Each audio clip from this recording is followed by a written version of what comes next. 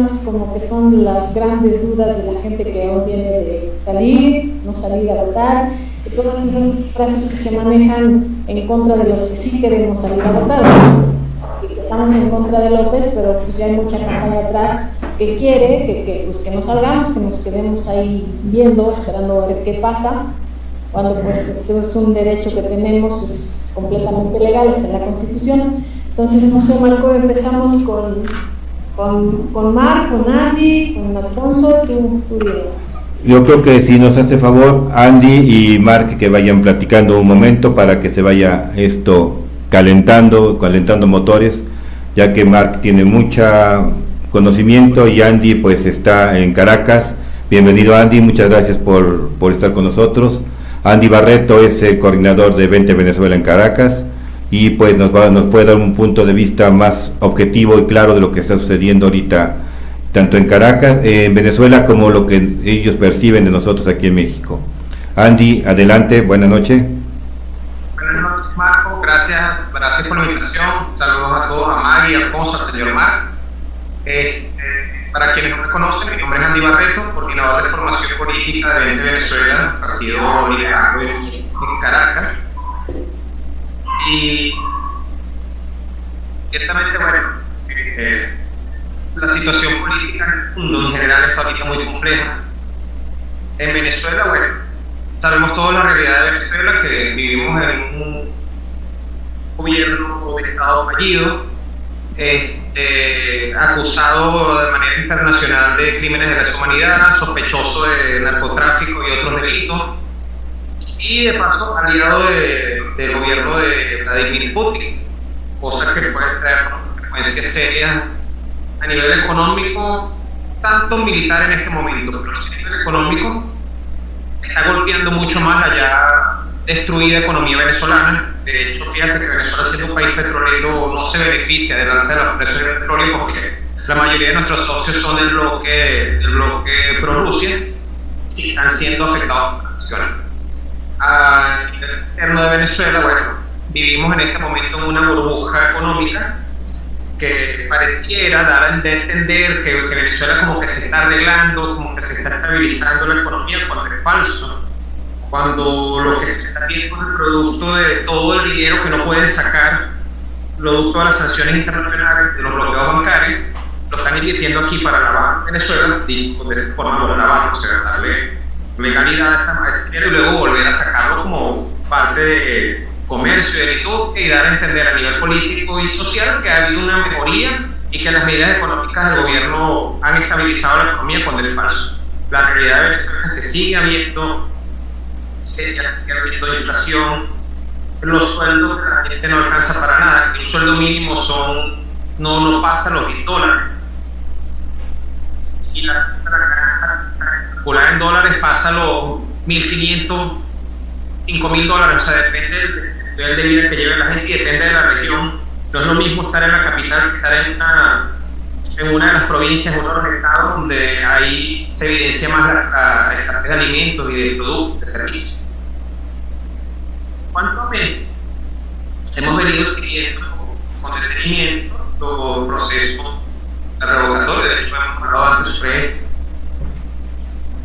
cabe destacar que hay muchas cosas que, bueno, me imagino que iremos hablando sobre ellas a lo largo de la entrevista, a lo largo del conversatorio, en las que vale la pena como que reforzar las ideas de cómo debe manejarse el proceso revocatorio en esta etapa, durante el propio día e incluso después del revocatorio, porque sabemos que este gobierno que derivan del de Sao Paulo, que están, digamos, alineados hacia la ideología de la izquierda, siempre tienen una manera de llegar al poder de forma democrática, pero no lo quieren abandonar de esa misma forma. Entonces hay que estar alertas con el proceso democrático, pero creo que es la posibilidad de ser vulnerados con alguna trampa, alguna sentencia legal, alguna cosa que haga como que quede, ¿sabes?, en el interín. Pero manifiesta la voluntad del pueblo. Y en 2004 tuvimos, bueno, estos 2004 pasó de todo antes, durante y por supuesto después de la revocación. Andy, primero pues saludarte y agradecerte que estés con nosotros. Para México hoy es crucial este evento de revocación. Como bien dices, toda la experiencia venezolana se ha utilizado en México como argumentos y experiencias, pero no para ir a la revocación, sino para tratar de que no vayas, de que no votes. Me explico, esto trata de desvirtuar un evento revocatorio que en nuestro país, como supongo bien sabes, es totalmente legal, es constitucional, y hoy en México tenemos todavía un instituto electoral autónomo, una institución que ha logrado mantenerse a pesar de esta dictadura en ciernes que tenemos acá. Yo aquí te preguntaría, porque entre más pasan los días y el contexto que hablas ahora con la situación de Rusia y Ucrania empieza a afectar muy gravemente a México también. Tenemos un discurso doble, donde nuestra Cancillería, de palabra de dientes para afuera, como decimos en México, recrimina la invasión Rusia a Ucrania. Sin embargo, dentro del gobierno no hay ningún tipo de sanción para la Federación Rusa, y más allá todavía nuestro secretario de Turismo invita a las aerolíneas rusas a que vuelen hacia México. El presidente dice que no va a cancelar las exportaciones de fertilizantes, por ejemplo, a pesar de los bloqueos que hay en el mundo. Y bueno, pues hay un caso particular aquí, después de que el día de ayer uno de los congresistas estadounidenses, Bob Menéndez, que es justo él de la Comisión de Relaciones Exteriores de los Estados Unidos, declarara que, pues bueno, México debe tener una postura concreta. Habló inclusive con frases fuertes de que México no estaba dando las reacciones que Estados Unidos espera, y además esto implica también una crisis de gas a nivel mundial. Y en este dato creo que hay que ser muy precisos, porque en México dependemos al 89% del gas licuado que importamos de Estados Unidos. El año pasado, yo quiero recordar rápido para poder entrar en materia, con el exceso de nevadas del cambio climático en Estados Unidos, particularmente en Texas, ellos dieron prioridad a sus ciudades, y en México tuvimos una crisis de gas durante varios días. Nuestro gobierno tardó una semana en reaccionar, comprar el gas a más del doble de precio, y déjame decirte que todavía lo debemos. Eso es muy importante, ese gas nunca se pagó. Al puro estilo de estos gobiernos, no se cumplió con el compromiso. Entonces, cuando se viene una crisis de gas derivada del gas ruso, que hoy está bloqueado, evidentemente la estrategia de los Estados Unidos, ahí podemos tener una crisis muy pronta, muy rápida, por lo menos es un incremento de precios que va a afectar a la inflación que lleva amante de México, y tenemos una permanente campaña en este país de no ir a la revocación. Yo quisiera pedirte si nos puedes explicar por qué sí hay que ir. Con la experiencia que hay en Venezuela, se habla y se trata de asustar con una supuesta lista trasfondo o equivalente en México, cuando esto definitivamente no aplica. Pero tú desde allá y por toda tu experiencia, ¿cómo lo ves en este contexto? Mira, vamos a empezar con esa última interrogante. Realmente, aquí en la Constitución venezolana también está consagrado el derecho a revocatorio en mitad de mandato. Hay unas condiciones que se prestan para que eso ocurra. Y en el año 2004, fíjate, bueno, lo que expliqué la vez anterior, después de la situación de golpe de Estado, vacío de poder, hay todavía, digamos, controversia en cómo no mencionar ese histórico en Venezuela. Como la renuncia de Chávez, porque bueno, salió el general en jefe del ejército a decir, la cual se quedó, pero bueno, sabemos que después a todo esto le echan tierra, y esa cajita donde está la renuncia está en alguna parte del mar entre nosotros y la cosa es que en 2004, un año muy convulso, previamente al revocatorio como una vez logrado, una vez que se trancaron el asunto de las firmas, se dijo que muchas eran falsas, se echó para atrás un montón de firmas, se tuvo que volver a hacer la recolección de firmas, esta vez sí se logró. El gobierno de Chávez desde entonces se dedicó a una campaña, por un lado, de desprestigio, o sea, ellos siempre por sobre discurso, ¿no? Por un lado diciendo que sí, nosotros somos unos demócratas, y bueno, si ellos van al revocatorio, que lo impulsen, que lo hagan, que aquí estamos, el pueblo bolivariano, toda la retórica que le conocimos a Chávez. Pero por otro lado, estaban en ese tipo de campaña, desprestigiando, considerando ya como enemigos del Estado, enemigos del pueblo, estas personas que en aquel entonces cuando salió este sobrenombre que no se ha logrado quitar la opción de escuálido, de los escuálidos, para darle a notar que eran quien estuviera con la oposición era débil, era una persona enferma, enemiga, dar a entender que eran personas que tenían como una inferioridad. ¿Sabes que los populistas crean pueblo y antipueblo? Bueno, ese fue el caso. Los bolivarianos estaban con Chávez y los escuálidos que buscaban el revocatorio. Una campaña de desprestigio, de miedo, de una intimidación solapada, debido a la gran burocracia que ya en el Estado venezolano y que comentada por Chávez, mucha gente pertenecía a ministerios e instituciones que dependían directamente del Estado, se les empezó a intimidar en tu propio trabajo. Mira, si sales a firmar o apareces en esa lista, has despedido, pierdes beneficio, o de una vez, bueno, mira, sales despedido sin tus remuneraciones, sin tus reivindicaciones, nada, has votado, como decimos aquí, has votado de tu trabajo, ya no, y quedas marcado de que no puedes conseguir empleo en ningún otro lado. También, por este de campaña, no sé si está pasando en México, que hubo como, ¿sabes? El gobierno se puso por otro lado espléndido. Empezaron a regalar, a hacer planes de crédito súper flexibles con el asunto de línea blanca, línea marrón, que es lo que llaman televisores, aquel entonces DVD, equipos de sonido. Hubo créditos para automóviles, hubo créditos para apartamentos de interés social, o sea, estuvieron regalando de todo. Llegamos a jornadas de salud, de alimentación, hacían jornadas deportivas, regalaban balones, pelotas, equipos deportivos, o sea, se pusieron como que en campaña, lo que he dicho yo siempre, y aquí lo he dicho varias veces, que ellos andan como que eternamente en campaña electoral, y ese momento, digamos, que activo en ese sentido. En aquel momento esto hizo un efecto, obviamente hizo efecto en la población, tanto la campaña de miedo de intimidación como la campaña de bueno, mira, pero el gobierno es bueno, mira que hay de todo, están regalando de todo, la comida está barata, ponen comida barata, la medicina casi que gratis. Ya para aquel entonces creo que ya estaba nacionalizado el servicio telefónico, bajaron todas las tarifas de internet, había una línea de una línea celular que también pertenece a Sofiat, que está afiliada al sistema telefónico, bajaron todas esas tarifas. Hicieron una campaña en el sentido absoluto del populismo con todo lo que ellos tenían en aquel momento para dar, y eso hizo un efecto terrible, porque afectó la gente. Mira, no vale, para que vamos a ¿sabes? No, mira, no, te meto gobierno, aquí tú has regalado, aquí tú chévere.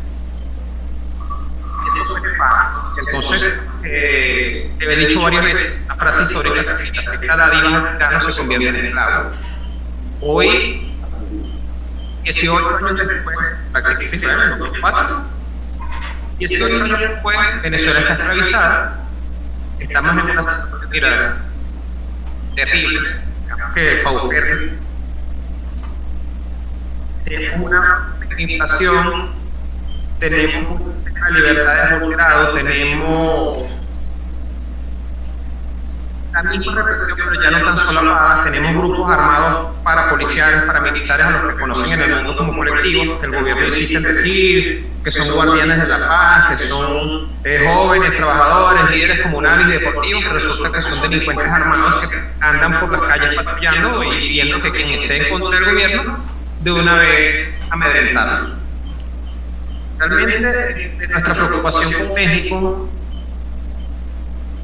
una cosa que bueno, nosotros en su momento en los cuales nos lo advirtieron, no hicimos caso, es que vemos que el gobierno de López Obrador está haciendo lo mismo, o sea, es un libreto que ellos siguen.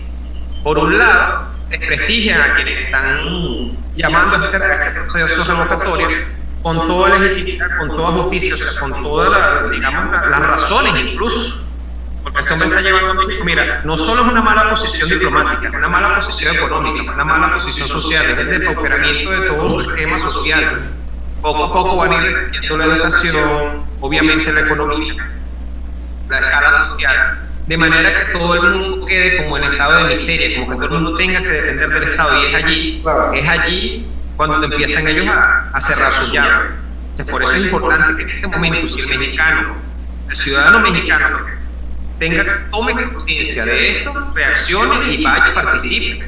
No puede perder la oportunidad, porque ellos al empezar a verse en peligro a nivel electoral, pasa lo que nos pasó aquí con nuestro CNE, que era el Consejo Nacional Electoral, para ustedes es el INE, creo que es el Instituto Nacional Electoral de México, que empezaron a utilizarnos a nivel de los primero de los grandes rectores del CNE, y luego a nivel técnico, a nivel medio, a nivel operativo, ya tenían en casi todas sus estructuras fichas o comisarios políticos del chavismo o del gobierno que se ocupaban de los resultados siempre en cuando las elecciones importaban, ¿no? Ya eso en Venezuela ya son acá.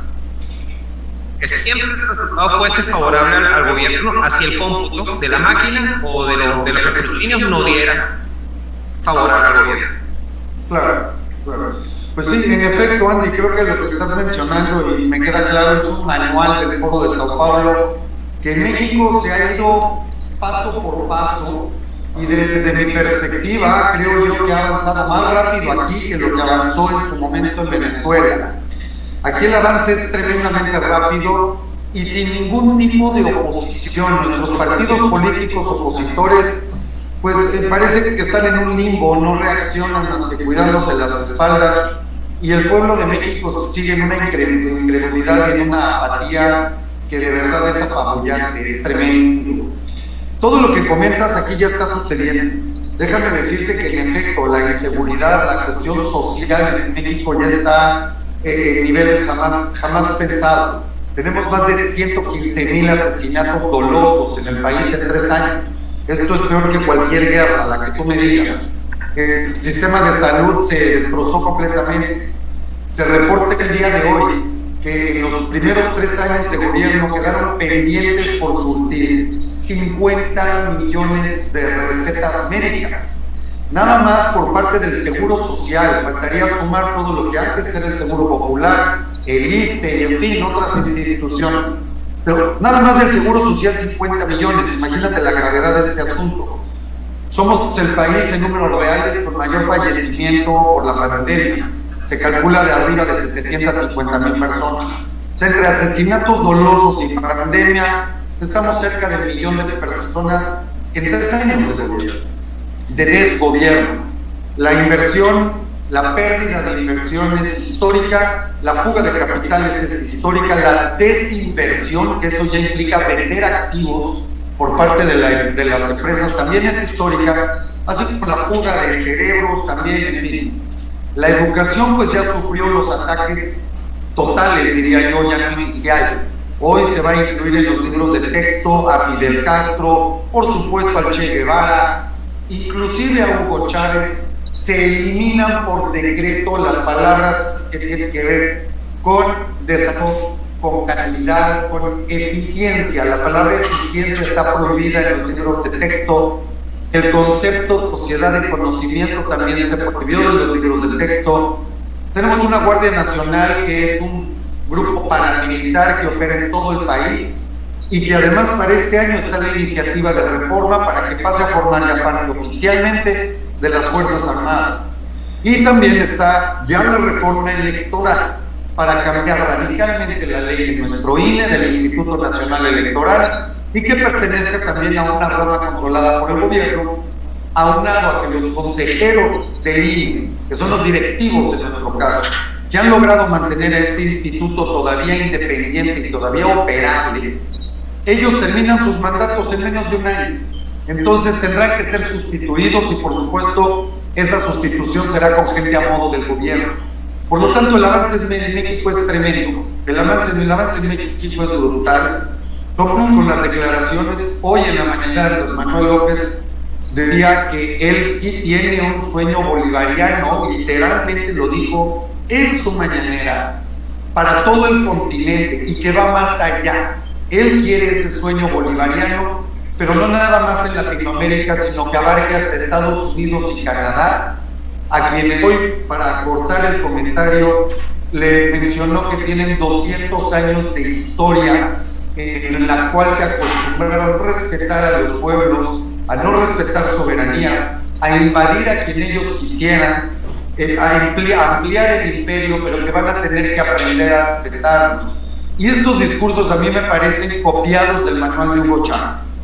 Y ahora replica Maduro, por supuesto, y otros gobiernos que se dan en Latinoamérica.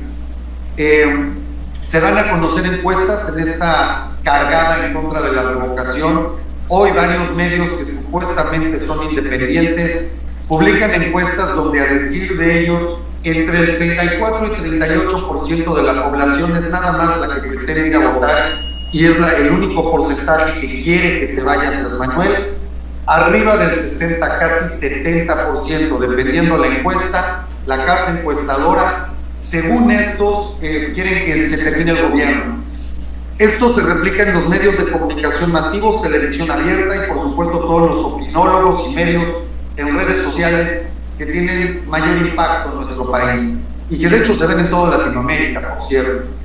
Yo aquí te preguntaría, ¿cómo se puede explicar esto? Porque supongo que algo similar sucedió en Venezuela. ¿Cómo se explica que estos medios que supuestamente son opositores diario golpean al gobierno, diario sacan nota, diario hablan de las estupideces del gobierno? Hace unos minutos Pedro Ferriz de Con, uno de los comentaristas con más respeto en este país, de hecho hablaba ya de la palabra, calificó a estúpido de López Obrador hace unos minutos, ya verdaderamente entrando casi desquiciado por la desesperación de lo que están haciendo con el país. Pero somos muy poquitos los que hablamos a favor de la revocación. ¿Cómo se puede explicar que los demás sigan con esta farsa de no ir a votar? Vamos con un poquito de historia, porque creo que la primera entrevista que veía aquí a Rodrigo Marcos estaba dando una similitud de las situaciones que llevaron a Venezuela y a México a terminar en manos de gobierno o de gobierno que tenemos. Durante todos los años del PRI, sobre todo a partir de los 80, hubo como una curva descendente en el nivel educativo de México. Esto ocurrió en toda Latinoamérica. También pasó, de hecho, una reforma en 1987 que acabó con la educación formal del venezolano a altos niveles y empezó otra curva descendente hasta que llegó Chávez y acabó por completo. De hecho, se eliminaron materias que tenían que ver con cívica, con moral, con formación ciudadana. Se redujo el peso de historia, se redujo el peso de literatura, se cortaron las matemáticas, o sea, casi que la gente supiera apenas leer y escribir. Y eso conllevó, tanto en México como en Venezuela, a una creación de una especie de analfabetismo político o de un analfabetismo funcional. La gente sabe leer, escribir, sacar cuentas, pero no piensa más allá de eso.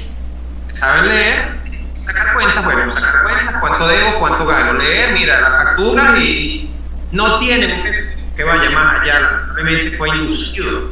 Es un proceso de control de masas, la educación, el intervenir la educación es un proceso de control de masas, y escucho lamentable, de forma lamentable, que ya, bueno, obviamente, es cierto, el libreto que ha venido teniendo México es súper acelerado, considerando su posición estratégica clave en Latinoamérica y su importancia, su peso como uno de los países principales de Latinoamérica por densidad poblacional, estructura económica y estructura social, ha sido muy acelerado.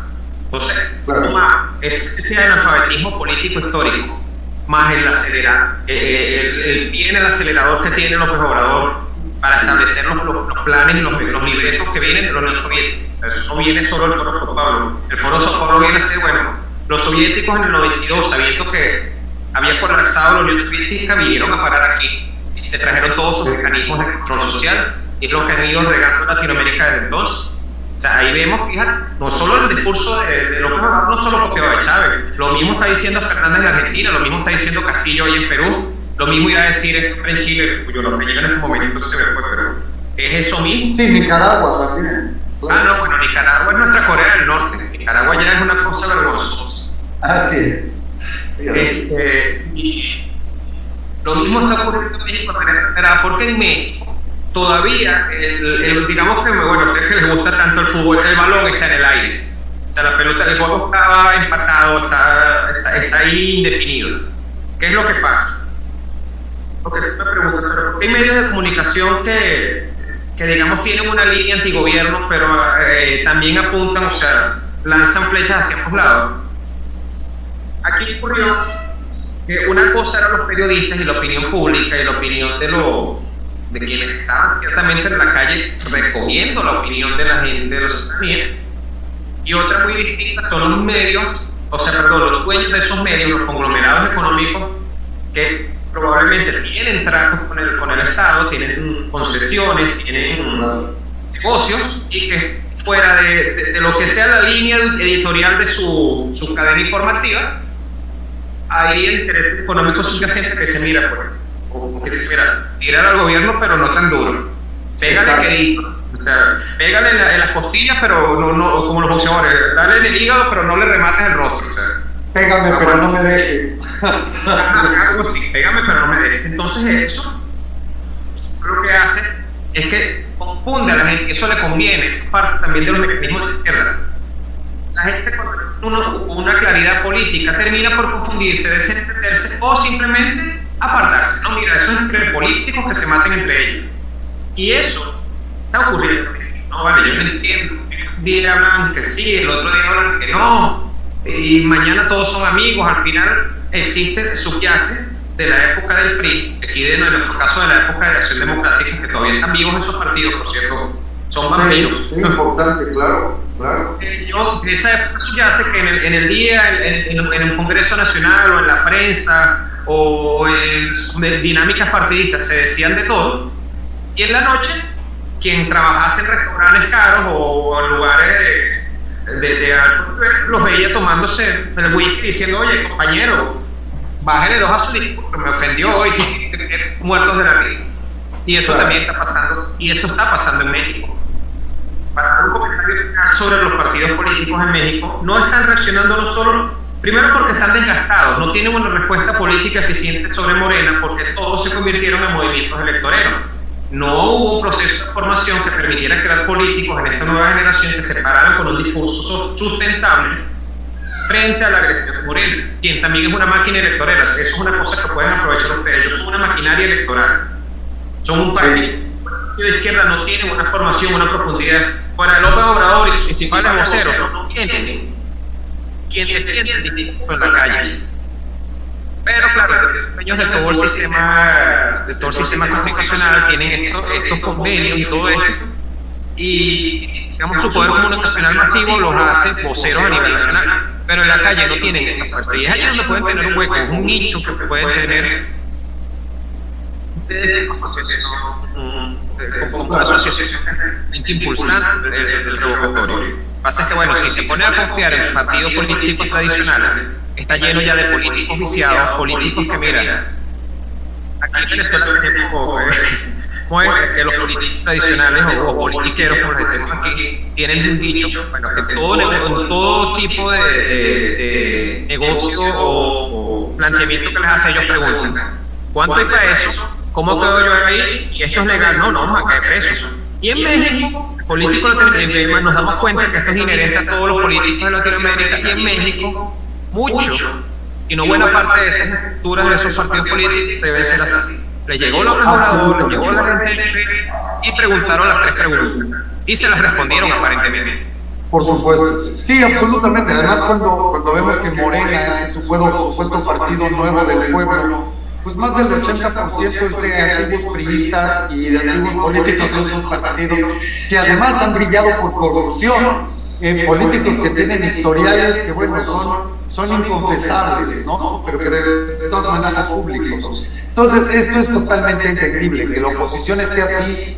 Es también un juego de cuidarse ellos mismos las espaldas, porque la cola la tienen muy larga, decimos en México, la cola de ratas, ¿no? Entonces sí, es entendible. Y yo aquí quisiera preguntarte, ¿cuál es la estrategia, Andy? Porque en nuestro caso, estamos a 3 segundos de perder el Instituto Electoral. La reforma viene, esta ya es un hecho, no es una especulación, ya tiene fecha, y de hecho se están dando juntas en el Congreso estos mismos días para que se acelere la reforma. Entonces, una vez que esa reforma se lleve a efecto, acabaremos perdiendo el instituto que nos da democracia entre comillas, hoy todavía. Entonces, el último evento que tenemos garantizado con un instituto independiente es la revocación de mandato del día 10 de abril. Y creo que esa es la urgencia también de participar, sacar a este señor, pero aparte mantener nuestro instituto independiente, ya que de otra manera estaríamos firmando, estaríamos endosando la apertura del país a un dictador. Y yo no quiero verme en el espejo de Venezuela, que es una tristeza. Ustedes, nuestros hermanos venezolanos, nos duelen mucho, pero son casi ya 20 años esta locura, y cuando no se puede, 22 años, ¿sí? Cuando no se puede por la vía democrática, ¿cuál es la opción? Que vemos a Venezuela ya con tanto tiempo. Hay gente que nació en el chavismo y hoy ya son adultos y no conocen otra cosa. Y esto realmente es triste. Además de que México creo que tiene una importancia específica en Latinoamérica. Y si México cae en esta locura, yo creo que se va a encadenar a muchos otros países también. En principio, si tienen esta última batalla que pelear, yo creo que tienen que enfocarse en que no solo salvar a México, es salvar a la República Mexicana, salvar la institucionalidad, salvar a México como república, como nación. Porque no es una cuestión de que, bueno, mira, no es una cuestión electoral, no es una cuestión de partidos, aquí se está hablando de un cambio cultural tan profundo, ¿verdad?, que va a llegar a destruir incluso la identidad misma del mexicano. Aquí en Venezuela, muchos venezolanos, como dices tú, o que nacieron o crecieron bajo el chavismo, no tienen identidad. Viven por una bolsa, por unos bonos, y creen que eso es una forma de gobierno, que eso es la manera correcta que se tienen que hacer las cosas. Son los que aplauden como poca cada vez que uno dice alguna incoherencia. Y no, bueno, este es nuestro líder. Señores, sumado a la falla educativa, está un asunto profundo y es la destrucción total del ciudadano como individuo, de su dignidad y de su identidad como nación. México no solo está en peligro de convertirse en otra dictadura más, está en un peligro de perderse como república. Una cosa más bien es una cosa de lo que yo sé que los orgullosos de lo que una cosa de lo que yo sé que más bien los mexicanos están orgullosos de eso, de su nacionalidad. Entonces, esto es lo que está en peligro y eso es lo que tienen que poner ustedes sobre la mesa. No es por exagerar, no es por drama, pero esta es la última batalla que puede pelearse por la libertad. Luego ya es pasar una resistencia. Luego es que quienes hoy han querido asumir la responsabilidad política tengan que hacerlo obligatoriamente. Porque si México cae, como tú estás diciendo, ya no va a haber para dónde correr. En Centroamérica que corren hacia donde los países que están entre México y Nicaragua caerán bajo la influencia de la izquierda en algún momento. Y de ahí para abajo, si cae Colombia con Petro, porque está todo proyectado, Petro está muy bien puesto en las encuestas y es probable que gane Colombia. Entonces, de entre Nicaragua a Colombia, también caerán en manos de la izquierda en algún momento, como ha pasado con Perú, como pasó con Chile, como pasó en algún momento con Uruguay, como bueno, Paraguay que también, pero ellos acabaron con ese gobierno como se acaba con ese gobierno. Esta Argentina que recayó en la izquierda, está el caso de Bolivia, en donde se evidencia la trampa electoral y sin embargo, está hoy en día gobernando un presidente socialista, que es títere de Evo Morales. Entonces, el convertir a la América Latina en la nueva Unión Soviética, en un nuevo bloque de república socialista, es una cuestión que tiene que despertar la alerta de toda la América Latina, porque señores, no se trata de una cuestión nacional, no se trata de que ustedes son mexicanos, nosotros venezolanos y aquellos chilenos, se trata de un sistema de opresión, un sistema que está apuntado estratégicamente a atacar a Estados Unidos por cuestiones de geopolítica. Que Putin atacó a Ucrania, que tiene una repercusión en Latinoamérica que mucha gente no ve, pero que tiene cierta repercusión, y que llegado el momento que haya una guerra a nivel mundial, esperemos que no ocurra, Estados Unidos no va a poder salir a defender a más nadie porque tiene que defenderse de su propio país. Eso también tiene que ver con esto. Está la infiltración china, la infiltración rusa y de otros cuando la nación sea enemiga de Estados Unidos. De este lado, el que algunos gobiernos norteamericanos hayan dejado de aplicar la controvertida doctrina Monroe, ¿verdad? Que fue lo que mucho tiempo aplicaron y mantuvo lejos de esas áreas de influencia, de esas esferas de influencia de esos regímenes a los gobiernos en América Latina, ha permitido que entonces ahora es un problema político global y incluso México es una pieza importante en este juego. Por eso la ambigüedad del discurso del gobierno de López Obrador. Sí, bueno, López Obrador está totalmente a favor de este bloque, este nuevo régimen soviético en Latinoamérica, como bien dices, porque eso no es ser amarillista, es hablar las cosas como son y decirlas por su nombre.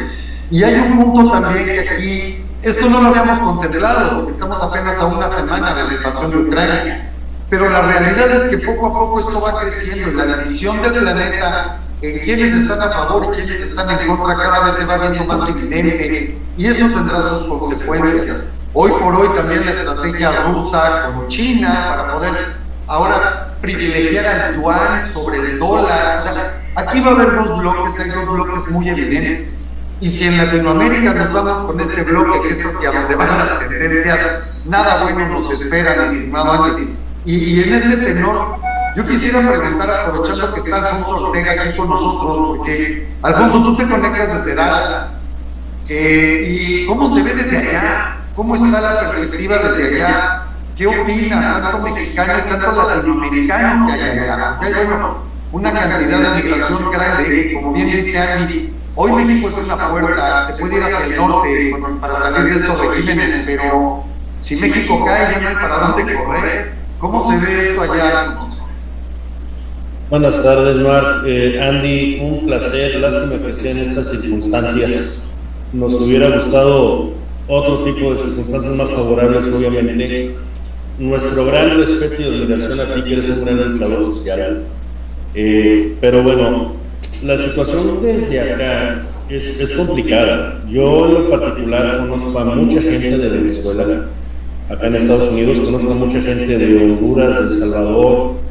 No he visto gente honestamente de Nicaragua.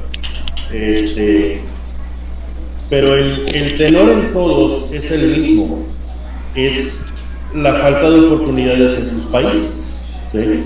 Entonces, la gente viene para acá con la misma idea de siempre, trabajar para estar dando dinero a sus países, para apoyar a sus familias, porque tienen un régimen político desastroso. La gente está consciente de muchas cosas acá, por ejemplo, saben que el país está hundiéndose cada vez más. Las decisiones son terribles porque también platican con sus familias, se lo comentan, y cada vez la gente aquí tiene que trabajar más. O sea, por lo regular, una persona promedio aquí en Estados Unidos trabaja, dependiendo del ámbito, pero hay gente que trabaja hasta 2 turnos. O sea, le alcanza para ir a su casa, tener una cena más o menos decente, dormir 4 horas, 5 horas y volver a trabajar. Ahora hay gente que está tratando de cubrir hasta 3 turnos para sus familias en México, y eso ya es atentar contra tu propia salud. ¿Me entiendes? Por otro lado, tenemos gente que está muy consciente de lo que está sucediendo en México, quieren solucionar el problema tratando de ayudar y de votar por la revocación de mandato, pero López Obrador lo tiene muy bien pensado. ¿Por qué? Porque obviamente el desabasto de producto, de material, de insumos para los consulados, ¿sí?, evita que la gente pueda obtener un pasaporte, que pueda obtener una credencial para votar, y de esa manera estrangula también al inmigrante, ¿sí? O sea, y también hay otro gran sector de la población que está completamente desinformada porque no le da tiempo de estar viendo noticias, no le da tiempo de leer, porque trabajan tanto que el poquito tiempo que tienen lo ocupan para descansar, ¿sí? Entonces, tenemos una gran diversidad aquí en Estados Unidos de gente la gente que no trabaja más de un turno se informa. Tenemos un gran sector también de gente que trabaja 2 y hasta 3 turnos, esa no se informa, y cuando le preguntas no tiene idea. Y es tan increíble que lo que tú les platicas que está sucediendo actualmente en México, no te lo creen, porque es de verdad, la palabra literal, es increíble. Sí. Es muchísima gente por un lado, muchísima gente en medio, muchísima gente en la extrema ignorancia de lo que está sucediendo en el país, ¿sí? Es complicado. Entonces, yo quisiera preguntarte, Andy, parece que has tenido bastante conocimiento de lo que ha sucedido en México en los últimos años. Me parece que desde la época de los 80s, ¿no? Entonces, ¿qué es? Bueno, una pregunta antes que todo, Andy.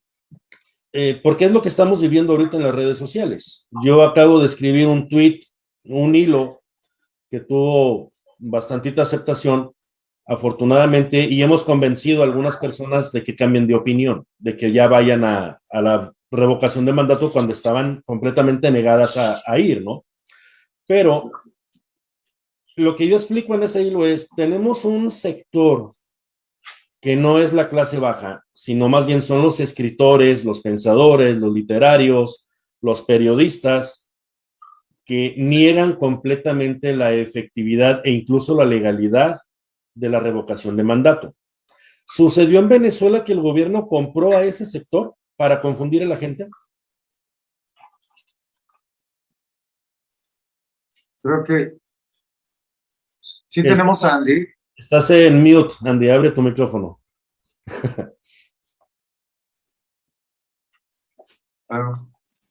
Ahora sí, ¿me escuchan? Ya. Sí, ya. Bueno, mira, en parte, pasan dos cosas, sí. Hay muchos mercenarios aquí, no sé, con el perdón de la palabra, pero aquí les decimos cagatintas, porque son gente que, bueno, que son mercenarios, son amarillistas, son palangristas y tienen necesidades económicas. Les dicen, mira, les pasan un libreto, mira, tú vas a escribir esto en tu periódico y eso es lo que escriben. O vas a dar esta línea en televisión, vas a hablar de esto en tu programa de radio. Pero más que eso, ocurre que en las universidades, los institutos de formación y sobre todo a nivel intelectual hay una gran infiltración con el comunismo. ¿Me explico? O sea, existe una doctrina intelectual, o sea, existe un ataque cultural, existe un adoctrinamiento cultural, así como existe un adoctrinamiento social. Y en ese adoctrinamiento cultural durante muchos años, de hecho, esto se está viendo particularmente desde los 60, la infiltración de la ideología de izquierda, la ideología socialista, el ideal comunista en las universidades, es algo que incluso uno ve como que, bueno, esos muchachos son comunistas hasta que empiecen a trabajar y a ganar plata. No, resulta que no, que pueden ser dueños de medios, que pueden ser abogados de grandes bufetes, que pueden ser empresarios, pero les quedó la ideología comunista metida en alguna parte. Y bueno, eso es lo que hace que hoy en lo que parece inverosímil, que mira, como un empresario va a estar apoyando un gobierno de izquierda, pues sí. Como un dueño de un medio, de un periódico, de un canal de televisión, que el día de mañana puede ser cerrado y cercenada su libertad de expresión e incluso expropiada sus instalaciones, como ocurrió aquí en el caso de RTV, era Radio Caracas Televisión y muchos otros canales y muchas emisoras de radio y periódicos. Bueno, hace poco se perpetró el fin de un medio que tenía aquí 80 años, de un medio impreso, el periódico El Nacional. Resistió varias dictaduras, pero no pudo resistir esta. Y hasta le quitaron el edificio y la prensa, todo lo que formaba parte de la parte operativa del periódico. Amén de que tenían años sin venderles papel.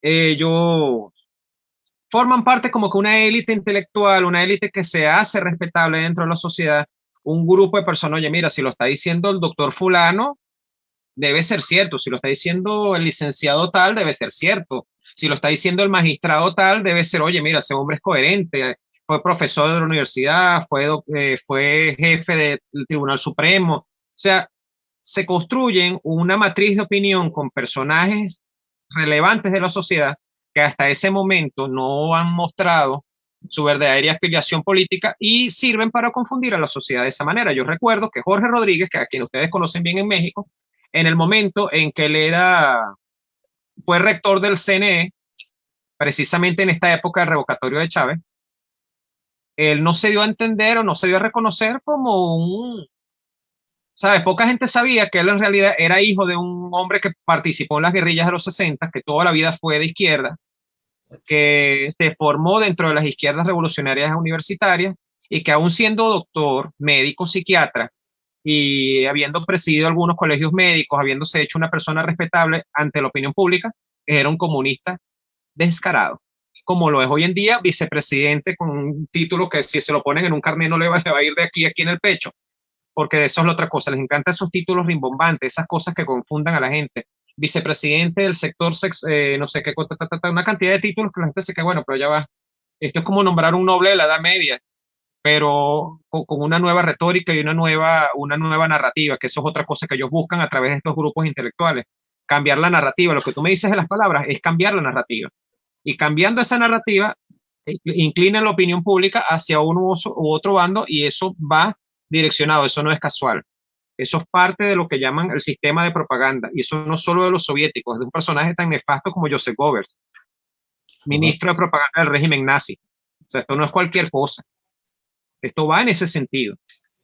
Claro, o sea, conocemos bastante bien ya la situación de lo que sucedió en la Alemania nazi con Goebbels, que fue precisamente el publicista de Hitler y que engañó completamente a todo el pueblo alemán y a media Europa, hasta que entraron obviamente los americanos y los rusos a descubrir los campos de concentración y se les cayó todo el montaje, ¿no? Pero aquí, por ejemplo, lo que está sucediendo es eso, ¿sí? La gente que tiene cierto estatus intelectual, supuestamente, es la que viene a terminar de confundir a la gente, porque traen una línea, están pagados, están comprados, e incluso hay algunos que están amenazados, ¿sí?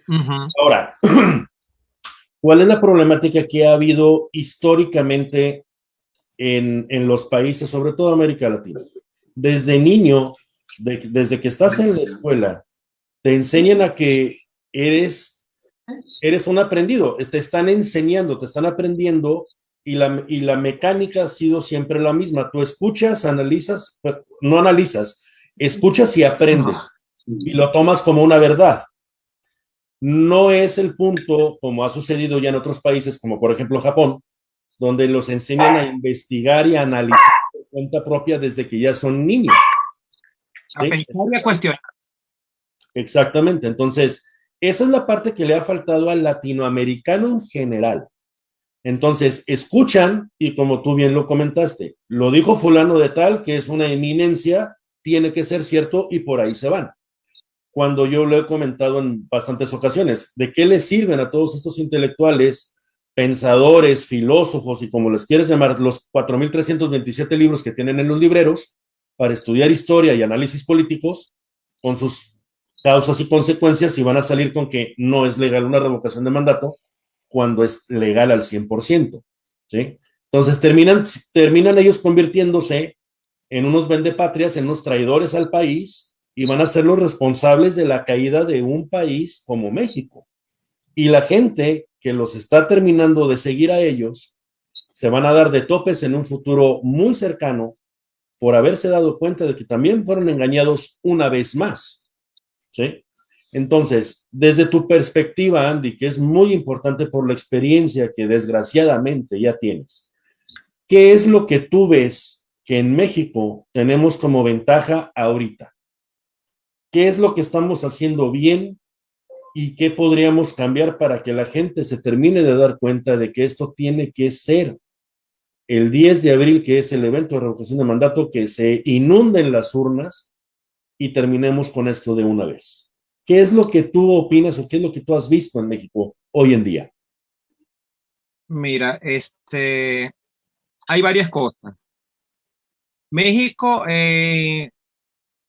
ha logrado un nivel de organización extraordinario en el poco tiempo que les han dado, porque parte de la trampa es eso. Bueno, quieren hacer un revocatorio, tienen un mes, por darte un ejemplo. Se han organizado muy bien, eso es una ayuda efectiva. Al haber una ausencia de respuesta de los partidos políticos, o incluso que no estén allí buscando un protagonismo o precandidateándose, porque a veces pasa que, bueno, que el que quiere ser presidente ve esta oportunidad de un revocatorio como para abanderarse con esa causa y precandidatearse. Eso resulta al final un estorbo dentro de una contienda política de este tipo. Que estén manejando el revocatorio como una iniciativa ciudadana y no como una iniciativa partidista, eso también, porque entonces eso hace que incluso miembros de diferentes partidos que no sean de Morena, que los de Morena van en bloque, y ellos vienen como de paquete, y destapan el paquete y salga, o sea, vienen en serie. Pero otra clase de políticos, otra clase de ciudadanos que incluso sean de partidos diferentes, al ser un movimiento ciudadano y no orientado por un partido político en particular, se pueden unir a esta causa y pueden aportar su experiencia política también. Otra cosa que me parece que han hecho bien hasta ahora, pero que necesita un refuerzo, es integrar a la juventud, integrar al futuro del país. O sea, decirles, mire, si no reaccionan los adultos, tienen que reaccionar ustedes, porque el día de mañana esta gente o se envejece ya terminan de morirse acostumbrados a esto, o se van del país y más atrás se van a tener que ir ustedes, como pasa en Venezuela. O sea, aquí la fuga de cerebro, la fuga de capital humano ha sido brutal. Se está yendo gente y yo todos los días escucho con tristeza incluso compañeros que están en la lucha política que mira ya, me rindo, ya no puedo más, ya estoy amenazado o ya no tengo ni con qué comer ni con qué vivir y yo tengo hijos y tengo que irme. O sea, es lamentable lo que ocurre. Y en pro de que no sé si sea buena idea ponerles el ejemplo de Venezuela porque nadie escucha en cabeza ajena, pero fíjate, valdría la pena machacarlo. O sea, Venezuela, que fue una nación próspera, un país petrolero, éramos un país rico, todavía lo somos, pero ahora estamos esclavizados. Y es una pequeña élite, esta pequeña élite que hoy te dice no vayas a votar porque les conviene que tú ignores la realidad social, económica y política como ciudadano y el peso que tiene la ciudadanía unida para ellos esclavizarte y quedarse con todo. Porque el socialismo, la izquierda y el comunismo no es más que la forma moderna de gestionar la esclavitud. Yo me imagino los faraones egipcios o los romanos o todas esas civilizaciones que tuvieron esclavos habrían sido felices con el manifiesto comunista y habiéndose leído el Capital. Habrían sido felices, mira, los tenemos esclavizados, les damos latigazos y ellos creen que es por su bien. Mira, se acabaron las revueltas de esclavos. Sí, te rompen las piernas y después les agradeces que te regalen las muletas, ¿no? Normalmente así no, ni pasa. siquiera que te las regalen, te las prestan porque es propiedad social. Claro, Si claro, ya no son tuyas. Ahora que estás en contra del Estado, ¿quién te las quita? Porque eso pasaba en la Unión Soviética. Sí, sí, es correcto. Y mira, más que comunismo, yo creo que lo que estamos viviendo aquí, Andy, es un populismo extremo de estas tendencias nuevas, ¿no? Pero sí en bloques, como bien dices, una nueva Unión Soviética, pero ahora las repúblicas serán en Latinoamérica, no en Europa Oriental.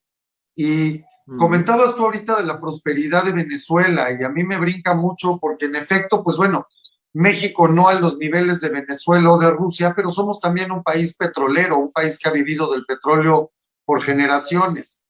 Y te quiero dar un dato nada más para que te des cuenta y la gente que nos está escuchando a qué nivel estamos. A pesar de que el precio del barril del petróleo ha venido subiendo y ahora con la crisis, bueno, está arriba ya de los $100, particularmente la mezcla mexicana, aún así durante los últimos 2 años, 2020 y 2021, Pemex, nada más Pemex solito, con todo y los sobreprecios, tuvo pérdidas por más de $38 mil millones. Estamos hablando de 3/4 de billón de pesos, billón con B. Y esto es para pues, seguir manteniendo este discurso, ¿no? Podemos estar nadando en petróleo como sucedió en Venezuela, pero no sirve de nada. Nos podemos seguir muriendo de hambre. Hay gas, pero pues el 89% lo compramos de Estados Unidos. Y seguimos perdiendo dinero y el gobierno sigue haciendo esta barrabasada de cosas que nos llevan simplemente a tener una población totalmente dependiente del gobierno, aprender a estirar la mano, a no cuestionar, y como bien dices, todo esto parte de la educación. Y yo aquí dejo la pregunta abierta para quienes nos ven ahorita. ¿Qué estamos esperando? ¿Qué estamos esperando? Porque en efecto nadie aprende en cabeza ajena. Pero hoy en México creo que no caben ya las dudas de si ir o no a votar. Yo vuelvo a hacer la misma pregunta que he repetido muchas veces y la dejo aquí al aire abierta. ¿En qué momento de la historia del mundo, no nada más de México o de Latinoamérica, la historia mundial, en qué momento de la historia, cuando ha habido democracia en cualquier pueblo, ese pueblo ha ganado algo dándole la espalda a la democracia? Cuando tienes la posibilidad de acudir a las urnas y emitir un voto y que tu opinión, tu decisión como mandante sea tomada en cuenta, ¿en qué momento es mejor darle la espalda? Porque eso hasta donde yo recuerdo no ha existido en la historia del planeta. Al contrario, en México tenemos más de 40 años de luchar por la democracia que hoy tenemos y que estamos a unos días de perder. Ha costado muchas vidas, ha costado mucho dinero, esfuerzo, vida, salud y mucha gente que en efecto ha tenido que salir del país por defender estas cosas. Hoy, mi estimado Andy, en México todos los que nos oponemos, el mismo presidente, toda su bancada en el Congreso, la misma gente de su partido y sus secretarios de gobierno nos consideran literalmente traidores a la patria. Esto en propias palabras del presidente. Cuando llegamos a estos extremos, creo yo que se necesita ser demasiado ingenuo o demasiado tonto, perdón, para decir hay una opción democrática, solo tengo que ir, tomar una boleta, depositarla en una urna, y no lo voy a hacer porque le voy a hacer el feo al presidente. Voy, como decimos en México, a aguar la fiesta. Me invitó a la fiesta, pero no voy a ir para que se sienta mal. Creo que jamás había escuchado un argumento tan infantil y tan sin sentido. Y repito, dejo la pregunta al aire. ¿En qué momento volverte invisible, ser transparente, no actuar, no hacer valer, no nada más tus derechos, tu obligación ciudadana, para que en un momento este país deje de tener simplemente habitantes, sino ciudadanos de a de veras? Y un ciudadano implica responsabilidad, implica acción, implica algo que se nos ha olvidado en México, y es sentido de pertenencia. Verdaderamente amamos esta tierra. No estén esperando llegar al 15 de septiembre en la noche a ponerte un sombrero que diga "Viva México, cabrones", porque eso no sirve. Está divertido, pero eso y tomarte el tequila no sirve. Verdaderamente amas a México, ve a la urna el 10 de abril. Eso es lo que realmente saca a este país adelante. Y creo que no existe un solo argumento. La parte de la legalidad, de la no retroactividad, de que está elevado a rango constitucional. Tenemos un marco jurídico, legal, aprobado por todos los partidos, observadores internacionales, incluso de la misma ONU, ONGs de varios países, pues, medios de comunicación del mundo, todos poniendo los ojos en México. Y nosotros, por nuestra comodidad o por simplemente no caminar unas cuadras, decidimos darle la espalda a la democracia. Eso es tanto, como ese dicho, de tanto peca el que mata a la vaca como el que le detiene la patria. Entonces, no sé qué opinas de esto, Andy, pero creo que es muy triste que sucediera eso. Mira, este momento de la historia, yo creo que es un proceso, como todos los procesos históricos, que se dio después de la Ilustración y después de la Revolución Francesa, y que culminó con la Revolución Industrial. Los grandes grupos de poder del mundo se dieron cuenta que en la medida de que las naciones se constituyeran bajo un esquema liberal o un esquema ciudadano, como naciones libres, independientes, que dependieran de sus ciudadanos y no de sus estados, eran un peligro para los grandes grupos de poder, sobre todo los económicos. ¿Qué es lo que ocurre? Pasan cosas como que durante la Primera Guerra Mundial a Vladimir Lenin, el gobierno alemán, para sabotear a Rusia y sacársela de encima, le dan el equivalente en aquel entonces de $10 millones a Lenin para que vaya a Rusia y financie su revolución. Pero no se imaginaron que estaba abriendo las puertas, las puertas que abrieron. Y eso ha servido a lo largo de todo el mundo para contener, para convertir a los ciudadanos en proletarios, aquel cuya única posesión son sus hijos, la prole, y que próximamente caerán en manos del Estado. Y entrarán al aparato de y tendremos como en Cuba, como en la misma Unión Soviética, los pioneros, o futuros, las juventudes revolucionarias, o en el caso de la Alemania nazi, porque para mucha gente tienen la confusión histórica. O sea, el nacionalsocialismo era una tendencia extrema de la izquierda, no es la derecha. Sí tiene cuestiones nacionalistas, militaristas y conservadoras, pero su concepción política es la extrema izquierda. Un sometimiento a un líder, una idea, un partido. Eso no tiene otra cosa. Inspirada en las ideas de Mussolini, que venía del Partido Comunista Italiano. Entonces, claro. Bueno, de hecho, él en Avanti, el periódico donde él escribía, era un periódico de tendencia marxista. O sea, eso no es secreto para nada. Entonces, ¿qué pasa? Todo eso ha ido permeando, ha ido evolucionando. O sea, no es la misma izquierda que tomó el control de la República Española, no es la misma izquierda que incluso llegó a la Revolución Cubana, no es la misma, es una nueva izquierda. Ha ido evolucionando, ha ido aprendiendo, sobre todo desde la caída de los regímenes comunistas de Europa del Este, han ido aprendiendo que si haces esto o cometes un error como el que cometió Ceausescu, vas a terminar en un paredón. Cometes un error como el que cometió Milosevic y vas a terminar juzgado en una corte internacional y preso en una cárcel a morirte.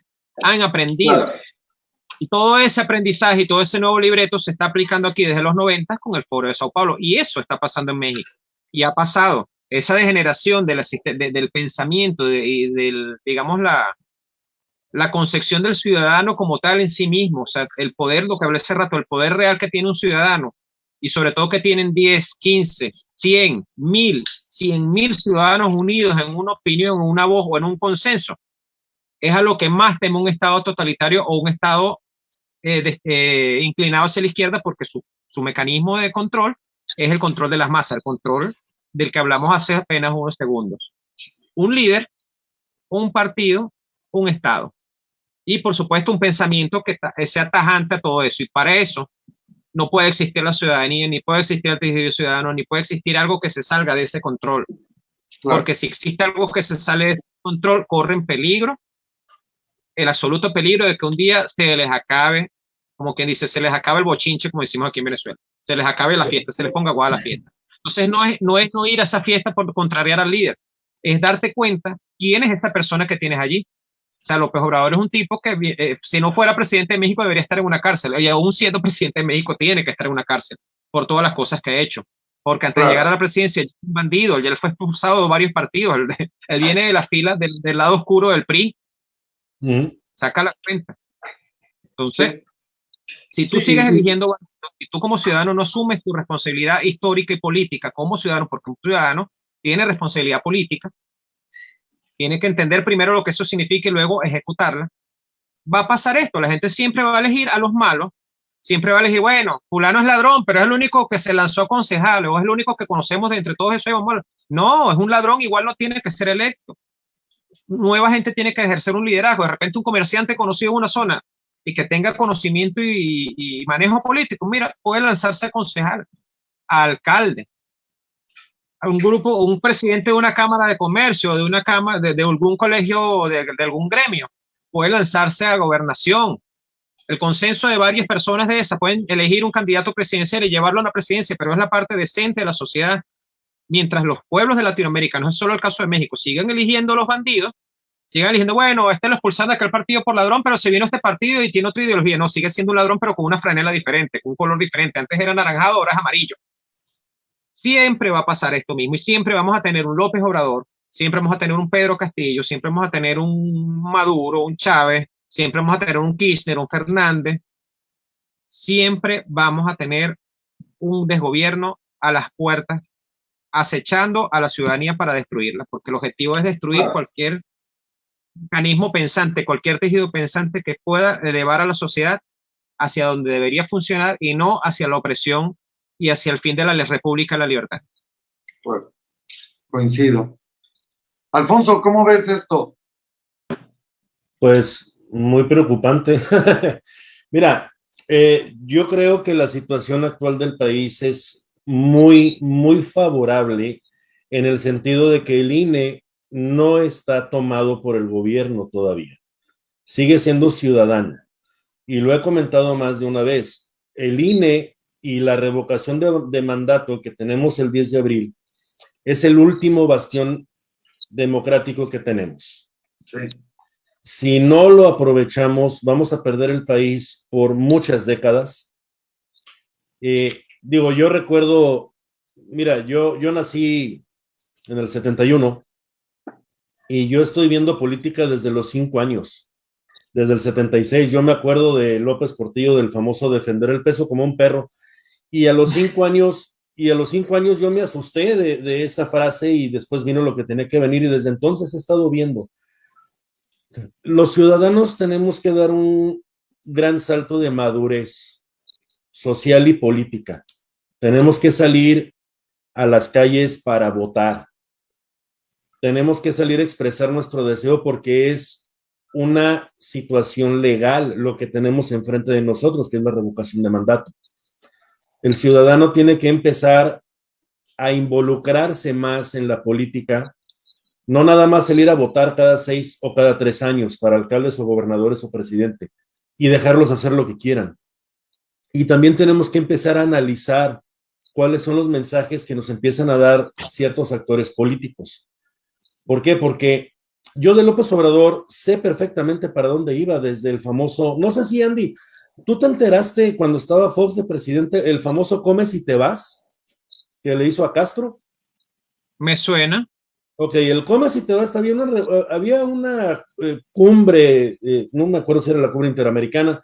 El caso es que en México viene Estados Unidos, Cuba, en fin, casi todo el continente a una reunión de negocios.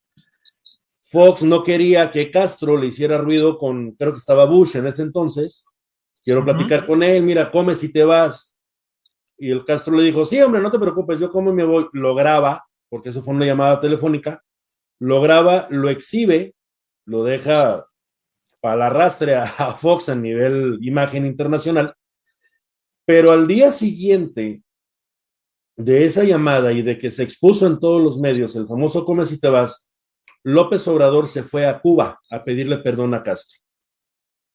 Desde ahí yo me di cuenta qué tipo de persona era López Obrador. ¿Por qué no aprendemos como sociedad a ver ese tipo de detalles y a darnos cuenta de con quién hay que tener cuidado y con quién no?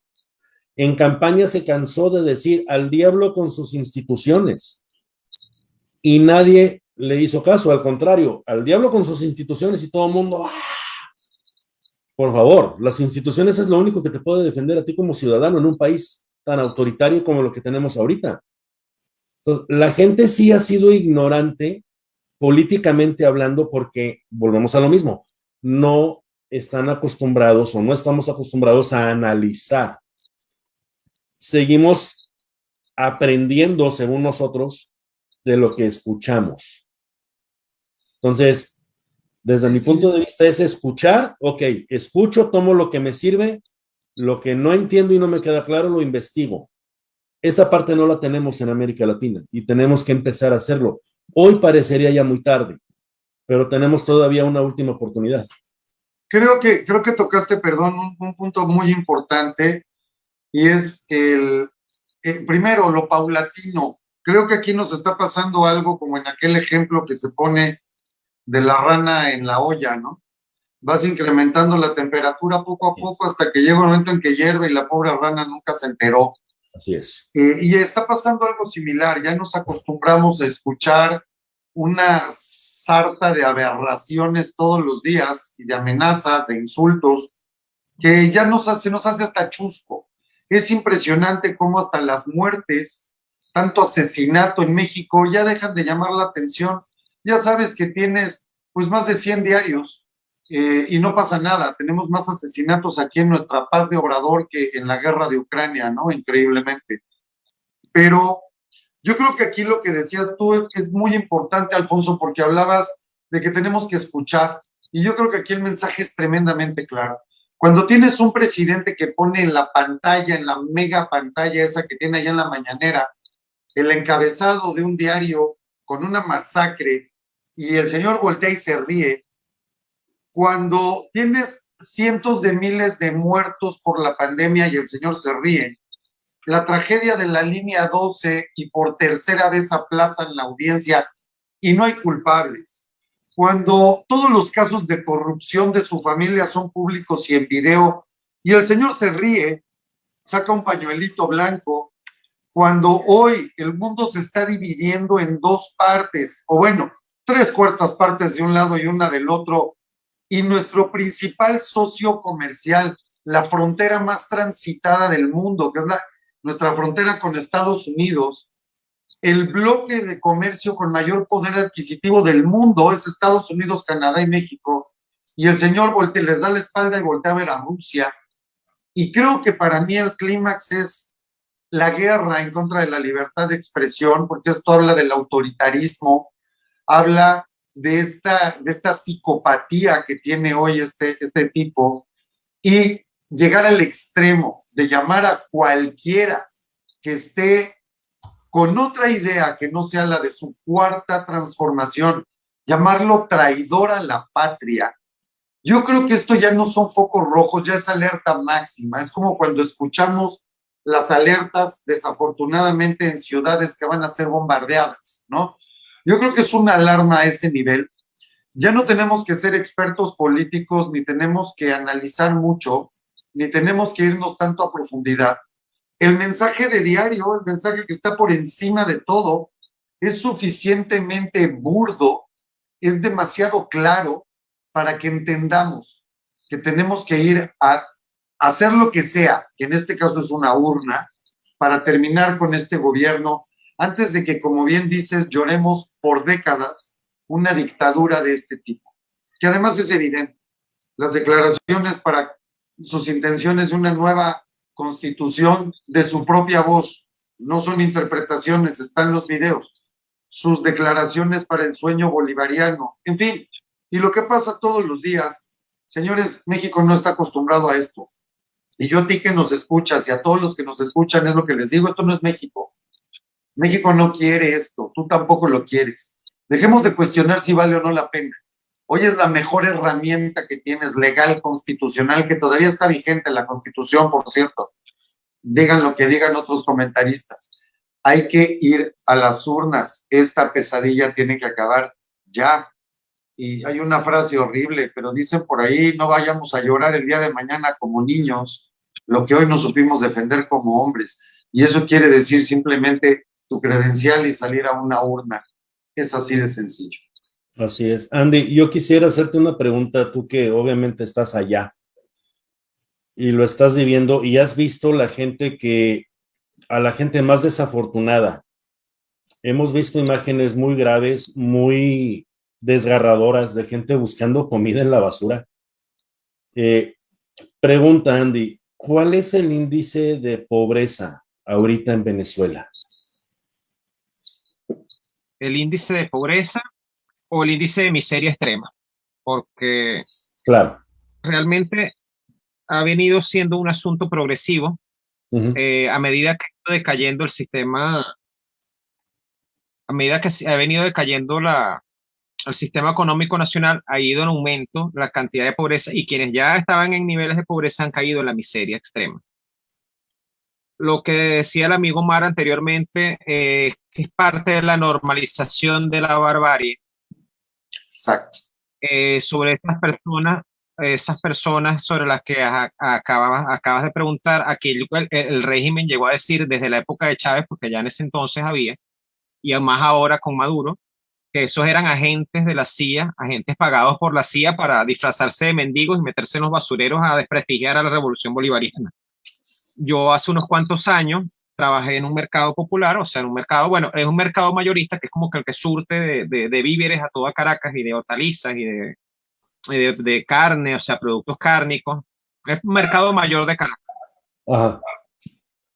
Y en los basureros de esos mercados yo podía ver personas buscando entre la basura y no eran mendigos, personas normales, personas con uniformes de alguna compañía, de algún trabajo, o sea, eran personas que se ve que tuvieron en algún momento algún nivel de subsistencia, de estatus que les permitía sobrevivir y que fueron cayendo poco a poco en la miseria extrema en la que estamos hoy en día. ¿Qué es lo que pasa? Todo sistema socialista, comunista, apunta a que el Estado se ocupe de todo. Va destruyendo la voluntad del ciudadano para que, total, todo está resuelto, el Estado lo tiene todo resuelto. ¿Para qué tú te vas a poner a pensar en política si el Estado lo tiene todo resuelto? Y al final las consecuencias de esto es nefasto. ¿Cómo ocurre aquí? Aquí te dan una especie de bolsa de comida una vez al mes y es una cosa que alcanza para una persona una semana y media cuando mucho, ahorrándola y extendiéndola. Y no trae proteínas, no trae, o sea, trae, digamos que puros cereales y proteínas vegetales, granos, frijoles. Lo más barato del gobierno. Uno que otro. Ni siquiera eso, porque yo estoy seguro que esa no es la comida que come Nicolás Maduro en el Palacio de Miraflores, ni a balazo, porque si no, no estaría tan... O eso, o se come 6 bolsas de esas a la... Por eso, no estaría, o se come 6 bolsas de esas, o no es eso lo que come. Pero esta situación, este nivel de miseria es muy alto. Se habla de niveles sobre 80 de la pobreza y un aumento exponencial de la pobreza extrema que lleva los números que en los años previos a la revolución bolivariana en los 90 estaba que la tasa de pobreza extrema estaba en el 8% y hoy en día está rozando el 40% de la población venezolana que está a nivel de que comen una vez al día. Pues digo, Andy, Venezuela, perdón, te iba a comentar, Venezuela fue nombrado durante mucho tiempo la Suiza de América. Tenían el nivel de vida más alto de toda Latinoamérica. Sí, mentira no es. Yo No, no, recuerdo cuando yo era un Venezuela era literalmente un paraíso. Claro. Era una cosa bellísima para vivir Venezuela, era la envidia de toda América Latina. ¿Sí? Bueno, yo recuerdo cuando yo era un niño que con un bolívar, 5 bolívares, tú llegabas allí a la tienda de la esquina, como le dicen ustedes allá en México, y tú hacías desastre. Llenabas el mostrador de cuanta golosina y te daban vuelto. O sea, quedaba para ir más tarde o para ir ahorrando para el dentista, porque de verdad que era una cosa, una moneda de 5, una moneda. Hoy Ajá. en día, esa misma moneda con la hiperinflación serían 50.000 millones de bolívares. La moneda que yo hace 30 algunos años hubiera Wow. usado yo para tener un mostrador de golosina. O sea, fíjate tú el nivel de destrucción económico que ha tenido Venezuela, que lo que era un bolívar en 1985, hoy serían 1.000 millones de bolívares. Sí, O sea, es completamente. una... Y bueno, obviamente el poder adquisitivo del venezolano está destruido en un sistema donde existe un sueldo mínimo y donde de ahí no puedes pasar. Y sí, una infinidad de bonos y dádivas que te da el gobierno, pero que igual no te alcanzan para medio cartón de huevos y un kilo de queso al mismo tiempo. Está un nivel de pobreza extremo que va en aumento. Iba a decir que números del 40 y el 45% hoy en día, pero esos son números que igualmente están disfrazados, están maquillados y que probablemente sean superiores. Sabemos que Escuché un los dato, regímenes comunistas maquillar los números. escuchaba un dato que decía que el nivel de pobreza en general está hasta el 97% y que los que ese 3% que tiene un mejor nivel de vida, no sé si sea real, Andy, pero que esa gente que tiene un mejor nivel de vida es a quienes ustedes llaman los enchufados, quienes tienen contratos o pertenecen al gobierno. Correcto. ¿Qué es lo que ocurre? Esta gente que cada día, ellos son una estructura que va desde el gran enchufado, que vendría siendo del gabinete o de la cúpula militar o de la cúpula política del partido de gobierno, y va en descenso entre el enchufado medio, que viene siendo un prestafirmas, un testaferro, otro Ajá. enchufado intermedio de esa cadena, que viene siendo el que se encarga de un negocio, de uno de estos sitios que ya hemos hablado, que son bodegones, casinos, restaurantes, sitios sobre todo orientados hacia el turismo, porque estamos dando una vuelta como hacia Cuba, llevando un momento en que Venezuela se normalizó, vengan a hacer turismo y a gastar sus dólares aquí para que eso forme parte de la estructura de lavado. No, mira, los dólares que están depositando Venezuela son del turismo, pero un turismo que va a ser como el de Cuba, que el venezolano, teniendo una de las costas más hermosas del mundo, no va a poder ir ni a su propia playa, Sí. porque usted es venezolano, esas playas son para los turistas, usted. Y esa Entonces, entrada de dólares también hoy se dice, y de acuerdo también en investigaciones por parte de Estados Unidos, que pues la mayor parte también proviene de narcotráfico, que hoy está prácticamente permitido y es el principal negocio del gobierno en Venezuela, de Maduro. bueno, Y lo a eso simpático iba. es, ay, perdón. Digo, lo Bueno, simpático es que ahora en México se dice que aproximadamente el 50% de las remesas que recibe este país, que estamos hablando de 52,000 millones de dólares el año pasado, poquito más, pues también podrían ser de lavado de dinero. Esto es ahora ya en México. ¿Qué te poco a merece poco, esto? pero fíjate, lo que a eso iba, que estos enchufados no son solo que están, o sea, llegó un momento en que no fue solo el saqueo de la riqueza de la nación, sino que es dinero de narcotráfico, dinero de trata de blancas, dinero de contrabando de minerales y de otros recursos de Venezuela. Son dineros mafiosos, dineros de personajes que están bloqueados en el exterior y que sus rangos medios también están bloqueados dentro de esa escala y han tenido que lavar la plata aquí en Venezuela. No les queda de otra. No pueden sacar las cantidades. Mira, tienen, a donde lleguen tienen que justificar lo que tienen en el bolsillo, entonces no pueden sacar grandes cantidades de dinero. Lo invierten en Venezuela a través de un esquema de testaferros y prestafirmas. Como te dije, se abren negocios, bodegones, hay más comida. Hubo un momento en que aquí no había ni siquiera harina de maíz y Venezuela produce maíz. O sea, saca el nivel de destrucción del sistema industrial de Venezuela. Pero ahora hay una cantidad de productos importados que ellos se la pasan, es un doble discurso, como lo que ocurre en México. Se la pasan hablando de que aquí todo está mal por culpa del bloqueo y el 70% de los productos que uno consigue en los anaqueles son de otros países. Entonces, ¿dónde está el bloqueo? ¿Cuál es ese bloqueo? Bloqueo a las cuentas y a los funcionarios sospechosos de tráfico de drogas, de corrupción, de lavado de capitales.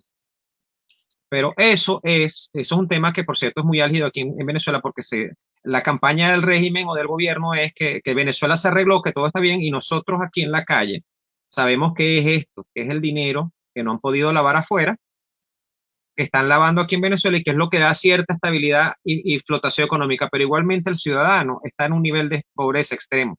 Estos enchufados, en efecto, sí viven como reyes.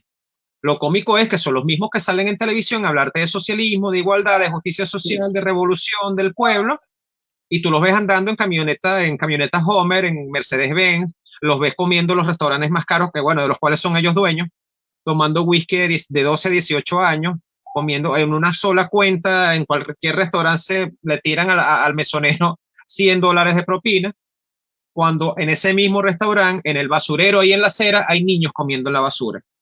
Hijos de los que creyeron en ese régimen que ellos representan, o de los cuales son funcionarios. Entonces, esto es una locura.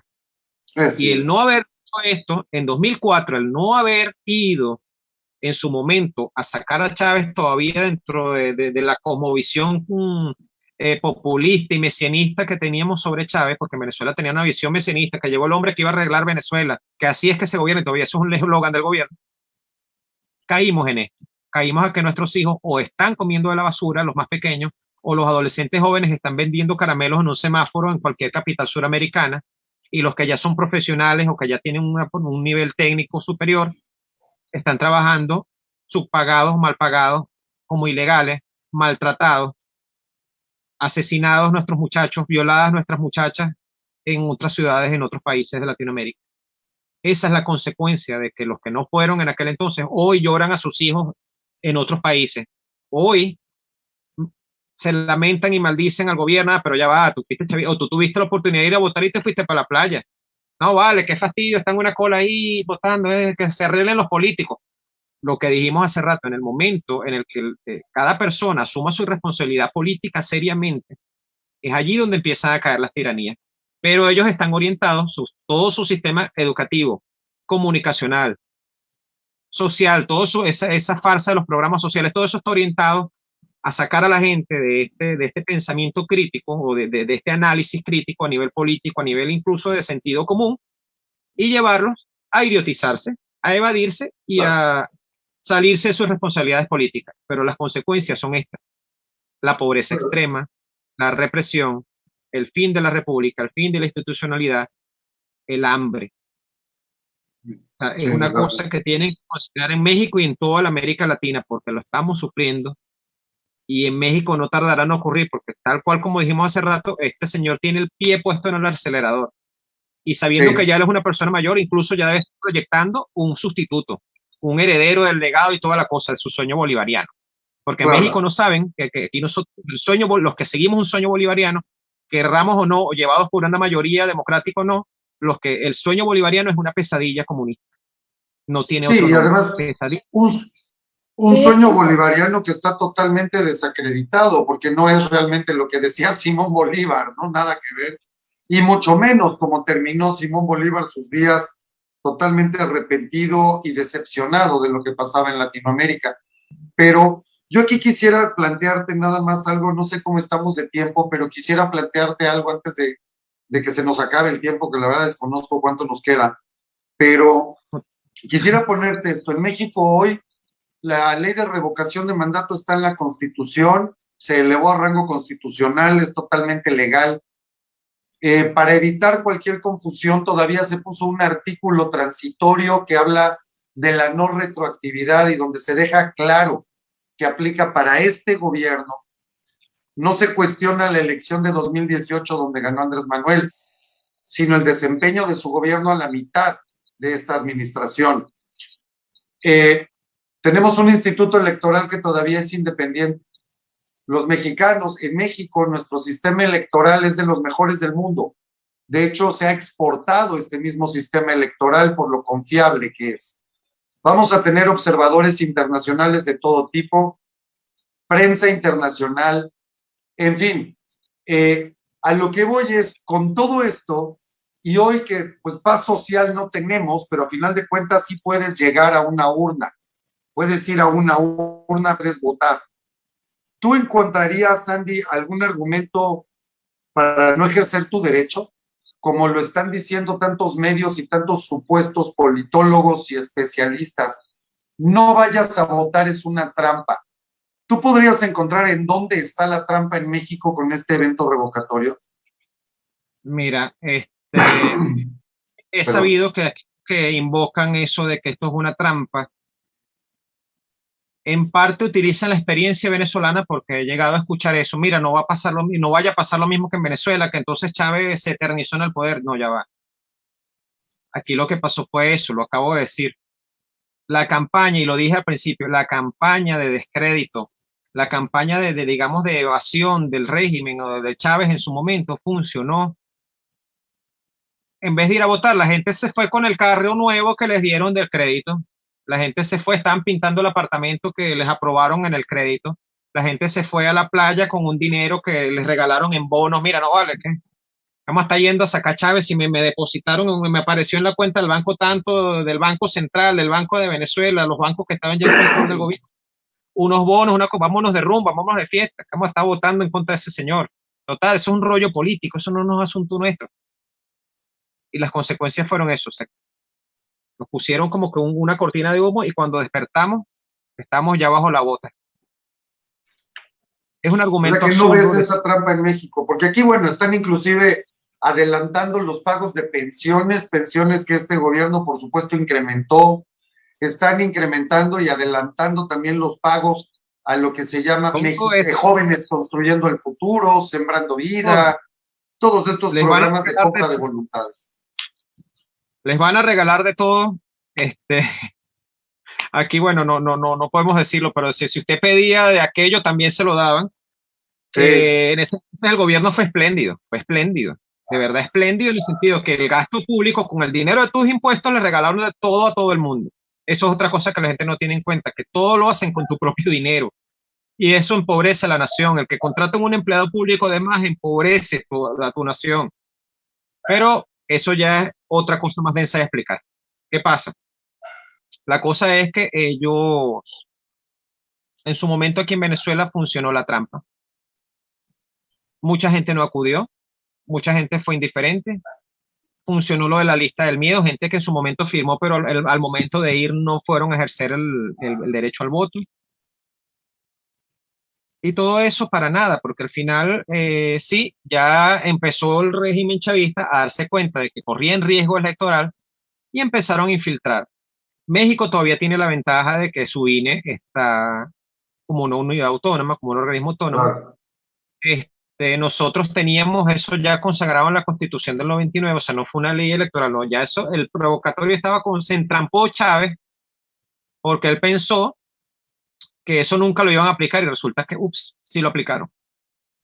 Y en base a eso, bueno, como te dije, se portó como dijiste tú hace rato, pégame pero no me deje, bueno, se portó como el marido violento que le deja los ojos morados a la mujer, pero después se aparece con un ramo de rosas, chocolate, en su caso ya en México con mariachi, y se porta esa semana espléndido y de maravilla como el marido perfecto que alguna vez se enamoró, y a la semana siguiente él le cae a golpe. Claro. ¿Y qué pasó con Venezuela? Que mira, me volvió a pegar, pero tú lo perdonaste. Tú le dijiste, no, mira, le dijiste a los señores, bueno, policías, por favor, no se lo lleven, él es mi marido, yo lo amo. Eso no puede pasar en México, están a tiempo de salvarse. Están a tiempo de salvarse. A tiempo, como dice usted, como dijo el otro señor aquí presente, que Alfonso, están a tiempo sí. de ir nadando. Sí, Alfonso. Están a tiempo de ir simplemente, así como se van un día a hacer una cola por un pollo, porque ya se está empezando a ver el abastecimiento en México, vaya y deposite su boleta electoral. Ejerza como ciudadano lo que realmente es su voluntad como ciudadano. Y aprovechen de salir como sea, denle un gol, una patada a la mesa. Si México se voltea, es una victoria regional, no es solamente una victoria de México. Entonces eso cambiaría completamente el juego, pondría a México en una situación electoral en la cual Morena, como maquinaria electorera sin formación política de sus cuadros, estaría derrotada. Totalmente. Porque la sociedad estaría dando... Sin la única figura. Acaba este país. Ahora, Andy, perdón, Maggie, ¿querías comentar algo, Maggie? No, lo que decía que ahorita estamos en crónica, como dice Gabriel el Gabo, crónica de una muerte anunciada, ¿no? O sea, nosotros les damos, lo hacemos los videos, las herramientas, se les da la información, pero pareciera que el ciudadano no quiere escuchar, no sé qué pasa, incluso hay asociaciones que se dedican a defender al INE, ponen su hashtag yo defiendo al INE, etcétera, pero promueven así abiertamente yo no voy a votar. Entonces es algo incongruente, es algo que yo no logro entender, cómo ellos pretenden decir defendamos al INE y defendamos a la democracia, pero no vayamos a votar. Es el mismo INE que ha venido haciendo todas las elecciones, no la del 6 de junio, o sea, no, esa parte yo no la entiendo y no sé cómo se podría hacer alguna forma de ese ciudadano, porque somos nosotros mismos, ni siquiera son los medios pagados o los youtubers que tienen mucha audiencia, sino nosotros los mismos ciudadanos estamos en esa contradicción de decir yo no voy a votar, y es por todo lo que nos han ya sembraron la idea, ya venimos programados, ¿no? Desde hace 70 años con que el papá gobierno es el que nos da y nos soluciona los problemas. Y entonces ahorita fácilmente con algo tan simple ponen a alguien muy conocido de renombre con un argumento y ese argumento se repite, que ya prácticamente usan la palabra ratificación en lugar de revocación. Entonces, yo no logro entender, no existe esa palabra en la Constitución, pero la gente la maneja tanto que ya, les digo, tienen la idea sembrada, que yo sí digo, ¿cómo hacer para que el mismo ciudadano que dice yo no voy a votar, pues hacerle ver, ¿no? Que es nuestro derecho, que tengan que salir a votar? Porque sí es un tanto desesperante. Ahorita con lo que nos plantea Andy, pues es un reflejo hacia lo que vamos, ¿no? Entonces yo espero que pues, estos comentarios que nos hace Andy lleguen a mucha gente y veamos que todavía podemos evitar esa situación. Claro. Andy, una pregunta más. Supongamos, ¿qué pasaría, por ejemplo, el 11 de abril si Venezuela se entera de que la revocación se ganó en México y tiene que salir López Obrador? ¿Qué pasa en Venezuela? ¿Se da cuenta la gente y va para abajo Maduro? ¿Qué repercusiones tiene? No, fíjate, voy a comentarte un poco de la situación política actual de Venezuela y voy a tratar de resumir, porque esto es como laberíntico. En este momento, habiéndose visto que Juan Guaidó resultó otra estafa histórica, aunque él sigue insistiendo que tiene reconocimiento en muchos países y el apego de la institucionalidad vaga de que es presidente interino, pero que ya él dándose cuenta de que eso no sirve, se está precandidateando incluso para medirse contra Maduro en 2024, cosas sin sentido. O sea, tú defiendes el gobierno interino o te precandidateas para jugar a las elecciones con las condiciones que te va a imponer el régimen. Sin sentido. Nosotros como institución política, Venezuela está proponiendo una nueva elección de liderazgo desde el punto de vista ciudadano, que nosotros como liberales defendemos el tejido ciudadano y el poder del ciudadano, para buscar una nueva legitimación de liderazgo, y la victoria digamos, de la ciudadanía mexicana nos daría un impulso brutal. Sería como que vieron, o sea, sí se puede. El ciudadano empoderado sí puede generar cambios políticos reales. No hay que seguir un partido político desgastado. No hay que seguir comiendo la línea del Estado. El ciudadano puede. Pero desde el momento del despertar de la conciencia ciudadana, o sea, si el 11 de abril, en la mañana, me imagino los titulares, batacazos, una palabra que usan mucho aquí cuando algo es muy sorpresivo, cuando es batacazo, cayó López Obrador, cayó ANLO. Eso va a ser, bueno, depende también del ascensor oficial, porque van a ver cómo lo manejan, que no se vea tan sorpresivo o tan... Pero a nivel de redes y medios va a ser así. Es para dar un impulso a la ciudadanía venezolana tan fuerte, sobre todo en este momento en que se busca un nuevo liderazgo, o que se busca impulsar los nuevos liderazgos y sacar primero a la oposición, que ya toda la gente aquí dice que es falsa, la falsa oposición que trabaja para el régimen, y por supuesto a un régimen que está tambaleando como una fruta madura. O sea, que cualquier golpe que le den, por eso dice, Maduro está realmente maduro, que cualquier golpe que le den a esa fruta se cae. Sí. Y respondiendo un poco a lo que estaba diciendo Maggie, para nosotros despertar esa conciencia ciudadana, por lo menos lo que hacemos nosotros como partido político, es poner a la gente en situación. Nos ha tocado ir a las comunidades más, digamos más, que son como que se dice, o existe el mito de que son bastiones del régimen, del gobierno, y poner a la gente en situación.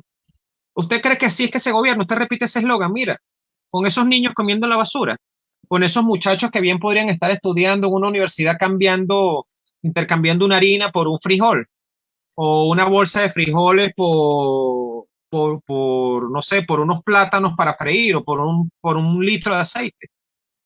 Eso es el futuro, esa es la revolución. Y ese muchacho se supone que estudia en una universidad donde lo único que le dan es biografía del Che Guevara, biografía de Fidel Castro, biografía de Hugo Chávez, pero está estudiando periodismo. Entonces, ¿qué clase de periodista va a ser? Y está estudiando ingeniería. ¿Qué va a hacer? Va a construir un puente con la biografía de Chávez. Es una cosa absurda. Y poner a la gente en situación, claro, pareciera que es un poco tarde, pero no, la gente reacciona y se da cuenta. Cuando le decimos, usted quiere vivir como un animal, que le abran estamos en un país petrolero, señores, donde usted, para tener gas, para hacerle la comida a sus hijos, tiene que esperar una semana que le llegue la bombona, y a merced de los comités locales manejados por el partido del régimen, por el partido de gobierno, que si usted hace un comentario o no les cuadra su conducta revolucionaria, te dejan sin gas. Les importa bien poco si tú y tus hijos se mueren de hambre. Esas cosas han roto. Ahora en México el contexto es diferente. El contexto es decirles, mire señores, usted quiere terminar como un borrego, usted quiere terminar viviendo en una jaula. No, pues que eso no es así. Pues claro que va a ser así, porque vas a tener de en adelante un Estado que va a decir cuánto tienes en el bolsillo, cuánto tienes en el banco, y si de repente necesitas ese dinero, se acabó el banco, qué es lo que vas a comer, qué es lo que vas a pensar, cómo vas a vivir. Eso te convierte en animal, te convierte en un animal de granja. ¿Usted quiere vivir así? Pues no, piense entonces. Saque la cabeza del celular, saque la cabeza de la pantalla de la computadora, saque la cabeza del televisor y vea. Simplemente levante la cara. A los que les gusta el fútbol, bueno, no vayas corriendo con la pelota mirando a la grama, pisa el balón y levanta la cara, date cuenta, mexicano, de qué está pasando en tu país, que no pasaba antes, y que ahora todo es culpa de alguien más, no es culpa de López Obrador. Él tiene un gobierno sabio, ilustrado y perfecto, no es culpa de él. Resulta que sí, esa mortandad es por armar y por armar a grupos parapoliciales y por ser blando con el narcotráfico. Esa mortandad con el COVID es por no tener un sistema de salud preparado en lo más mínimo y absoluto para una enfermedad normal, y mucho menos para una pandemia. O sea, todas esas cosas es de lo que tiene que darse cuenta el mexicano. Si no quiere que su nación termine peor que todos nosotros, que están más densamente poblados y tienen, si bien es cierto, no tanto petróleo como Venezuela, pero sí muchos otros recursos. O sea, México no solamente debe ser un bocadillo en la mano de estos regímenes, porque sí. México no solamente es petróleo, es una cantidad de recursos, una cantidad de todo, turismo, minerales, una puerta económica, un puente entre economías. O sea, México es parte de la joya de la corona que ellos quieren derribar. Y ya teniendo López Obrador allí, no van a querer soltarlo fácilmente. Los mexicanos tienen la oportunidad histórica de volver a voltear, como alguna vez lo hizo Venezuela, que fue la primera que se le alzó el Imperio Español, claro, en el contexto de las guerras napoleónicas. Pero fíjate, hoy en día el mundo está otra vez en guerra, y capaz le toca hacer a México la que le voltee la tortilla a estos regímenes totalitarios. Pues estimado Andy, ojalá que así sea, porque en efecto México es privilegiado, su posición geográfica, su orografía, su biodiversidad. Es un país maravilloso, un país muy grande, muy diverso y bendecido por Dios, como decimos aquí. Y yo espero que entendamos como mexicanos, Manuel de Jesús Cloutier, un líder de un partido de derecha que acabó siendo, dicen que tuvo un accidente, yo digo que fue asesinado, pero él tenía una frase. Decía, quiero que este país, este pueblo, dejemos de ser perros, aprendamos a ser ciudadanos. Y suena fuerte, pero es muy real. Y habrá que entender en determinado momento que Latinoamérica no necesita caudillos. Necesitamos responsabilizarnos nosotros. Necesitamos entender que no va a venir uno en México a salvar a casi 130 millones de mexicanos que vivimos dentro de este territorio, pero otros casi 50 que están fuera del país. Entonces, no necesitamos un caudillo, Este país necesita gente responsable, gente que tenga el valor de hacer las cosas. Y hoy el valor es tan sencillo como llevar una boleta a una urna, es así de fácil. Hemos tenido la historia de ser un país libre, un país de libre tránsito, un país que hemos sido bien recibidos en todo el mundo. Ahora ya nos miran como si aquí fuera a vivir en una serie de narcotráfico, que son tan populares en el mundo. Pero México ha sido un país amigo siempre, un país abierto, un país que quiere progresar. Y creo que en el año 2000 demostramos que sí se puede. Teníamos un INE, un instituto electoral bebé, acababa de nacer, tenía 3 años. Y sacamos a una dictadura de más de 70 años, una dictadura de partido. Terminamos con ella en las urnas, cuando igual que ahorita todas las voces estaban en contra. Todos decían que no lo íbamos a lograr. Todos decíamos que no se podía por la vía pacífica, que ese partido, el PRI, iba a seguir hasta que el pueblo se levantara y cosas por el estilo. Y demostramos que pacíficamente, depositando un voto en una urna, sin la experiencia que hoy tiene nuestro INE, sin la experiencia que hoy tenemos con la democracia, pudimos hacerlo en peores condiciones que hoy. Entonces, dejémonos de dudas, dejémonos, como decían por ahí, de buscarle chichis a las culebras. No tienen. Está muy sencillo, esto es absolutamente legal. Vas, tomas tu boleta. 1, 2 opciones de respuesta, 30 y tantos, menos de 40 segundos. Está calculado el tiempo que te vas a votar una vez que te entregan tu boleta, el tiempo que te vas a tardar. La depositas y se acabó. No podemos estar con tanta especulación y estar dándole 20 vueltas a lo mismo. Es sencillo, es legal, está vigente, es democrático, tiene fecha. Una cosa que quería decir ahorita que acabas de decir eso. Hay un detalle muy importante, menos mal que lo mencioné. No es solo ir a depositar la boleta, es quedarse allí y ver el escrutinio y tener testimonio de que esta mesa se votó tantos votos del sí, tantos votos del no. Porque mucho de lo que ocurrió aquel día en Venezuela, el día del revocatorio, fue que la gente, los que sí fueron, no vale, ya eso está listo, se perdió, Chávez está perdido. No, aquí ocurrió algo y que es algo que contra lo que tienen que estar preparados para denunciarlo, así sea lo que ocurra. Aquí, a partir de las 2, 3 de la tarde, ya cuando los centros electorales empezó a bajar la afluencia de gente, empezó a aparecer gente del chavismo de todas partes. Iban en autobuses de las instituciones del Estado, en motocicletas, en transporte público, a sacar a gente de sus casas, incluso que ya había votado, a esa para llevarla a otros centros electorales que no les tocaba, con otras cédulas, con otras identificaciones, y a los que todavía no habían votado en esos centros electorales que les tocaba, los llevaban bajo amenaza. O sea, casi que dejar una persona armada en su casa con sus hijos y tú vas y votas. Y después cuando regreses va tu esposo y vota. Y después, ¿quién de aquí ustedes es mayor de edad? Bueno, vas y votas porque tu familia está aquí con unos tipos armados en la calle. O sea, así. Sí. Y por supuesto, eso, más la gente que sí fue a votar y más la gente que no fue a votar, al final fue un peso determinante. Pero tienen que quedarse a defender las urnas, quedarse a defender el escrutinio, certificarlo y tomarlo en cuenta. Que si dice, mira, que perdimos, ponte el estado allí de mis amigos Puebla. Para allá va, si contamos todos los escrutinios de Puebla y Puebla, le dimos una paliza a López, por Dios, y tener con qué denunciar eso. Así claro. Plasmado, mira, este colegio, aquí no ganó López ni porque ahí me están apareciendo todos los votos de Morena. ¿Qué está pasando aquí? Porque así fue que desenmascararon a Evo, usando esa estrategia. Evo no se esperó que la oposición en su momento se quedara hasta las 10, 11, 12, 1, 2 de la mañana. Contando votos y no, bueno, que si no, aquí vamos a estar hasta que amanezca. Se organizaron, hubo turno. Que un coordinador electoral ya estaba cansado. Bueno, había otro listo para sustituirlo y quédate allí con la misma función. Mira, aquí está la lista. Hasta ahora va contado esto y faltan esta y esta mesa. Y el otro se quedaba, mesa tal, tanto, mesa tal, tanto. Certifícamelo, fírmamelo, sello del INE, listo. Y con eso ya anulaban en parte la trampa.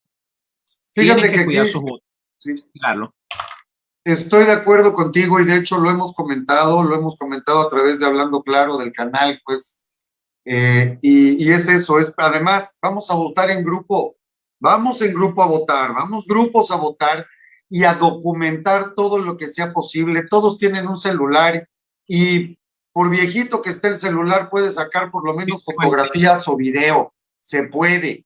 Entonces, vamos a hacer todo esto, a compartir. Yo creo que todos los canales, inclusive Frena, que es una red maravillosa, yo no conozco otra agrupación social en todo el mundo que tenga más de 9 millones de personas apoyando a Frena y registrados en Frena. Esto es inédito, no conozco de otro caso así.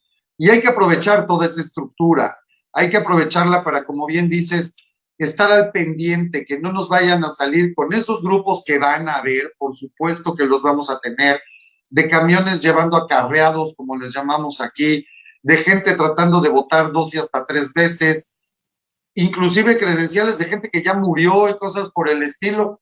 Esto lo sabemos. En México hemos tenido que hacer las leyes sabiendo que va a haber trampa, previniendo cualquier tipo de corrupción. Las leyes están hechas para eso. Y entonces tenemos la posibilidad de documentarlo gracias a que estamos acostumbrados al fraude. Entonces, coincido contigo y te agradezco que lo aclares porque en efecto se me había pasado ese punto y tienes razón, es crítico. ¿No? Y es importante, ¿no? Porque eso también es un ejercicio de ciudadanía y es un ejercicio de logística. Y en el caso de mis amigos de Frena, yo sé que ellos no son un partido político, pero para dejárselo así como, ¿qué pasaría si les tocase convertirse en partido en algún momento? Sería una fuerza, oye, ya estructurada y organizada. Como te dije, ya yo he hablado de eso con ellos, pero bueno, es una cosa que para dejarlo en el imaginario. Sí, pero ciertamente yo los felicito porque ellos tienen, es lo que dije en un principio, una de las ventajas que tienen es que tienen una organización a sí, nivel de estructura, a nivel de no sé cómo le dicen allá, aquí les decimos parroquias, municipios, comarca, colonia, creo que le dicen allá también, una estructura organizativa casi que tienen miembros de Frena en cada lugar de México, y eso es una fuerza increíble a nivel político. O sea, sí, eso les da a ellos un peso en el proceso. Mucha falta nos hace porque lo único que tenemos aquí de partido son los mismos chapulines que brincan de un partido a otro, la misma historia corrupta, y son muy poquitos los políticos que se salvan. Necesitamos un partido político social, de gente de la sociedad, que tengan carreras probadas, honestidad probada, y que verdaderamente quieran hacer algo por este país desde el verdadero servicio público.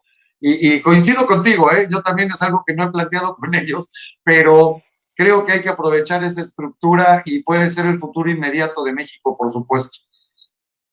Bueno, fíjate, el caso de nosotros, Vente Venezuela, en algún momento fuimos Súmate, que fue la organización que llevó al referéndum a Chávez en el 2004. Y bueno, entendiendo el momento político que se vivió en Venezuela a partir de aquella derrota, años después María Corina Machado toma la decisión de formar un partido político. Y en ese sentido, gente, profesionales, carreras probadas, pero que tenían vocación hacia la política. Porque hace falta para acabar con esos chapulines y acabar con esa gente que tienen en Morena, y me disculpan si hay alguien de Morena escuchando, pero entiendan que estamos hablando del talante político, sin hablar de que sus líderes son unos delincuentes probados, porque lo que tienen probados sí son prontuarios policiales y delitos. Son con la gente buena de la sociedad y en la medida, o sea, la política es como el oxígeno que respira una sociedad. Si usted está pegado, le pega la boca un tubo de escape, ¿qué cosa puede pasar? Se va a morir del cáncer bien rápido. Y es el cáncer que tiene nuestra sociedad en Latinoamérica. Vivimos con el tubo de escape pegado a la boca.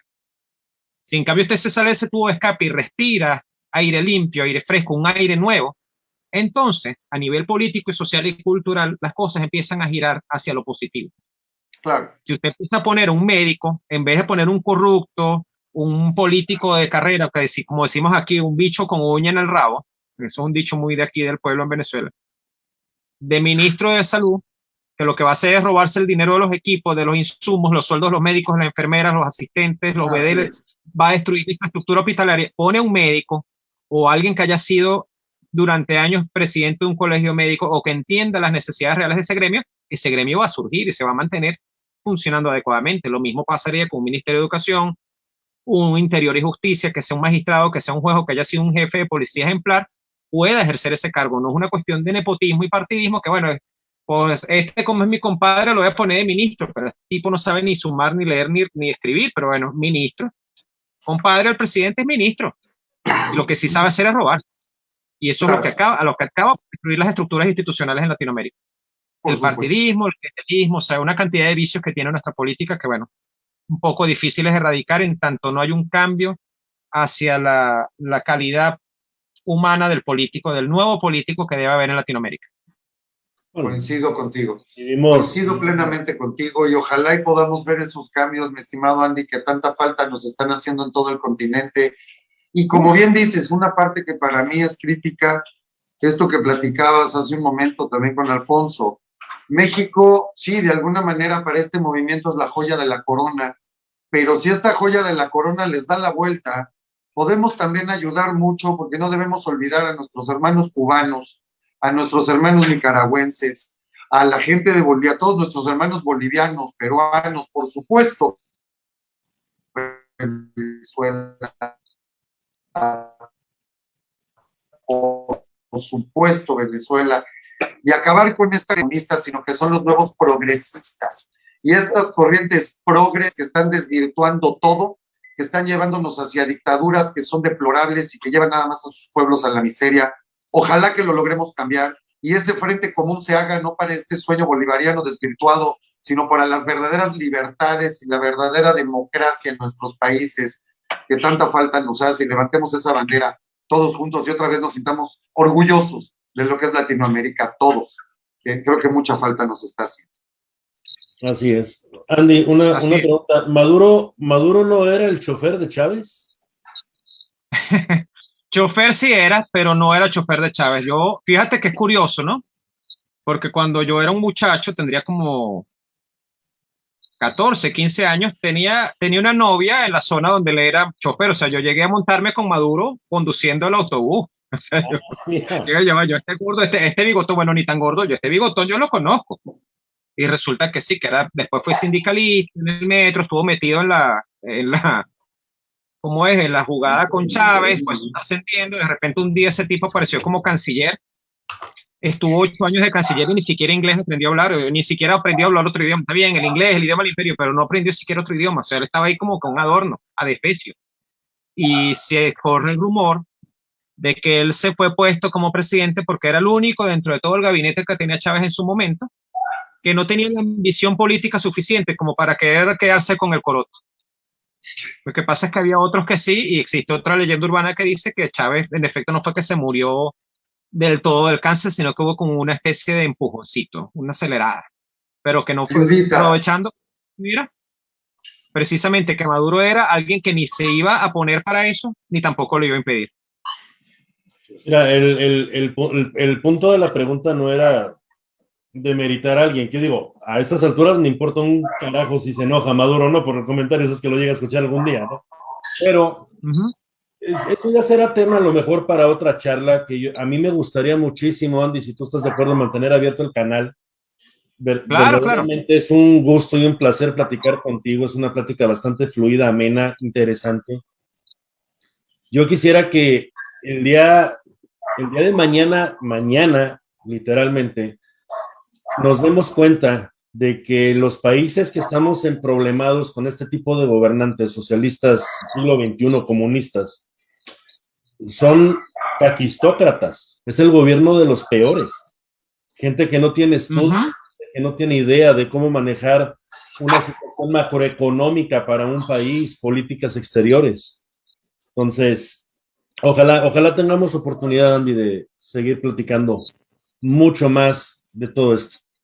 Es muy... No, claro, yo estoy a la orden. Ahí mi amigo Marcos, que ha estado callado todo el rato, sabe que yo estoy a la orden, estoy a disposición de ayudar a los mexicanos, yo quisiera. Desde niño he tenido como que una admiración con México, ¿no? Por las películas, la cultura, las telenovelas, porque aquí parte del drama de por qué el venezolano es tan dramático es culpa de ustedes.